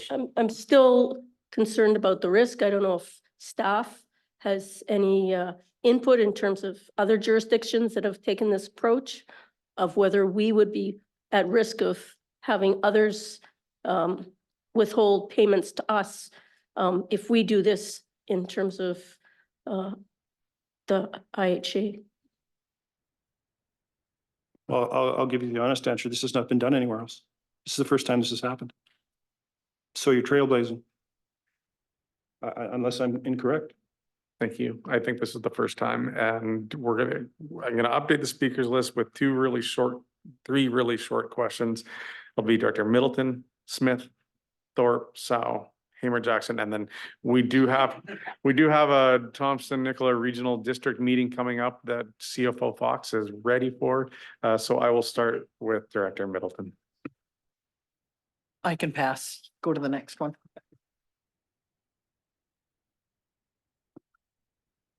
Thank you. Yeah, I'm good without asking, so go ahead to the next speaker. Thank you very much. Director Smith. Thank you, Chair, for indulging us a little further. Good for you to Director Getz, because I know this has been a huge source of frustration for you and your community, and it does serve the community of Logan Lake as well. My concern is much like I'm hearing from many of the others, as much as we support the principle, or at least I do. I think that there's been decreased levels of service in many of our communities, and I'm concerned about where this could potentially go in the future. Because if we were all to do that, we'd be in a really ugly place, more than likely. So as much as I'd love to be able to support this, I think it's a really tough pill to swallow, but I do appreciate the gesture. Thank you, Director Thorpe. Okay, so we're in a rock and a hard place on this one, and I think that you're stuck. I mean, how else do we draw attention to it? And I think that maybe the support from the public might be there more if this is brought out front and center. I'd also like to point out the issue with the residents up at Sun Rivers and how they're not paying in, and we are changing those laws and not submitting money. So in a sense, we have set a precedence, and yeah, good on you. Let's see if we can do something. Thank you. To be clear, we're not changing laws. There's been change in legislation that it can go up to 40%, but just for clarification, Director Sow. Thank you, Chair. Through to staff, I understand, as Mayor Getz explained, there is no avenue for the city of Merritt with the province. Does the TRHD have any avenue to the province? Are we in any better position? Manager Lewis. Thank you, Chair. So to address both that and a couple of the other issues that have been raised, I mean, we obviously work with Interior Health and with the ministries on a wide variety of issues. And there's always an opportunity for the hospital district to engage in lobbying and to try to get our point across to ministers. And there's a variety of opportunities for that, such as at UBCM or just throughout the year by writing letters, running campaigns, etc. An example of lobbying that you've recently undertaken is on the Cancer Care campaign, where that was specifically done in order to raise awareness and engagement. One thing that I would like to note is under the Hospital District Act, under which, of course, this board is constituted, the purposes in Section 20 are listed as establishing, acquiring, constructing, reconstructing, enlarging, operating, and maintaining hospitals and hospital facilities, granting aid for this, and then a few other things which are basically laid out in a number of subsections. The board may carry out the purposes only in accordance with and to the extent authorized under this act. So this is a very prescriptive act. It doesn't allow for the natural person powers, for example, that are held in the community charter. And one of the obligations under the apportionment of cost section in Section 24 is that the secretary of the hospital district must apportion the amount under the annual budget among the member municipalities, taxing lands and rural areas determined by applying a uniform rate to each class of property throughout the district and on the basis of net taxable values in the current year. So it's not, I would caution that it's not entirely clear if or how this can be done under the Act. And you have, of course, just adopted the financial plan. And so if you are looking to make changes to that financial plan to change apportionments, then there would be the question of whether you want to reopen that or basically how this money was to be assigned in the first place. Thank you, Director Hamer Jackson, to close. Yeah, I'm just thinking as a director, I'm thinking that this is a great way to possibly get recourse. I mean, these cities have paid for this service and are not getting it. And I'm thinking that this would be a great way to be able to get them, the province, to do what they say that they're gonna do, and then possibly, you know, get money from Clearwater and Barrier and other places. You know, I don't know, it would that help that way? Thank you for those comments. Did you want any last comment before we call the vote, Director Getz? Yeah, I just, again, I bring this to you because it's the only way I can, and I understand your position. If you would prefer this just be merit, I would be, and if it goes beyond constitution, I would not ask you to put yourself there. It's the same as I don't just hold it back because I don't want to harm my citizens by paying $65,000 to get $34,000 back. I bring it to you because I have no other recourse. It's as simple as that. This is to shed light on the province and the minister to get this fixed before somebody dies at the gates of a hospital. It's been very close in Merritt. It's been very close in other places. But if constitutionally you're not happy with this, I accept it to be defeated. I just felt the need to bring it forward. I promised my taxpayers I would, and I am doing it now. So like I say, I'm a big boy. I'll take it either way. One thing we have in our council is we argue in here, but the minute we walk out the door, that's where it stays. And that's how it will be for me. So thank you. Thank you. Greatly appreciated. And I have Director Demare for the closing comments, and then I will be calling the vote. Yeah, thank you, Chair, for letting me speak. I'm just wondering if this couldn't be deferred to the next meeting and have a presentation by staff on the legalities of it for our board and to make sure that we are doing things right. I agree, but it's a province-wide issue. And I think if we're going to be the leaders, we need to know what we're doing. Thank you. Thank you for those comments. We have debated this over half an hour, and I would like to call the vote on this. And then we can move forward from there. And if there's any other initiatives, those can be brought forward to the table. And so I will call all in favor. Hands up, please, because we will do a vote count from Manager Lois. Sorry, I'm not in favor. Sorry.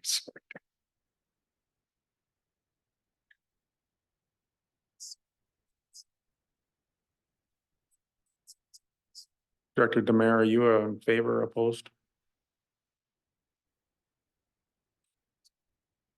Director Graham is against. Opposed. I'm opposed. Yeah.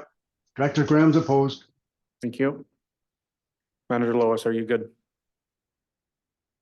Yeah, thank you. Are there any further initiatives from the floor? Director Hall. Thank you. I just think, you know, from a district perspective, I think it would be a good idea for us to, as a district, to write a letter demanding that the money from the province be forwarded as quickly as possible to the community of Merritt. Second by Councillor Bass. Any discussion? All in favor of that initiative? Thank you. I'll put initiative forward. We need to start building our list of items we'd like to put forward for UBCM, and I'd like to make sure that this item is a talking point between the Regional Hospital District and Minister Dix. If I can get a seconder. Second. Thank you. All in favor? Opposed, if any? Seeing none. Thank you. And that is it. Sorry? We're going to take a recess here where people get some snacks, a drink. Close will last about 2 minutes, but we can get something to eat and a bio break between them.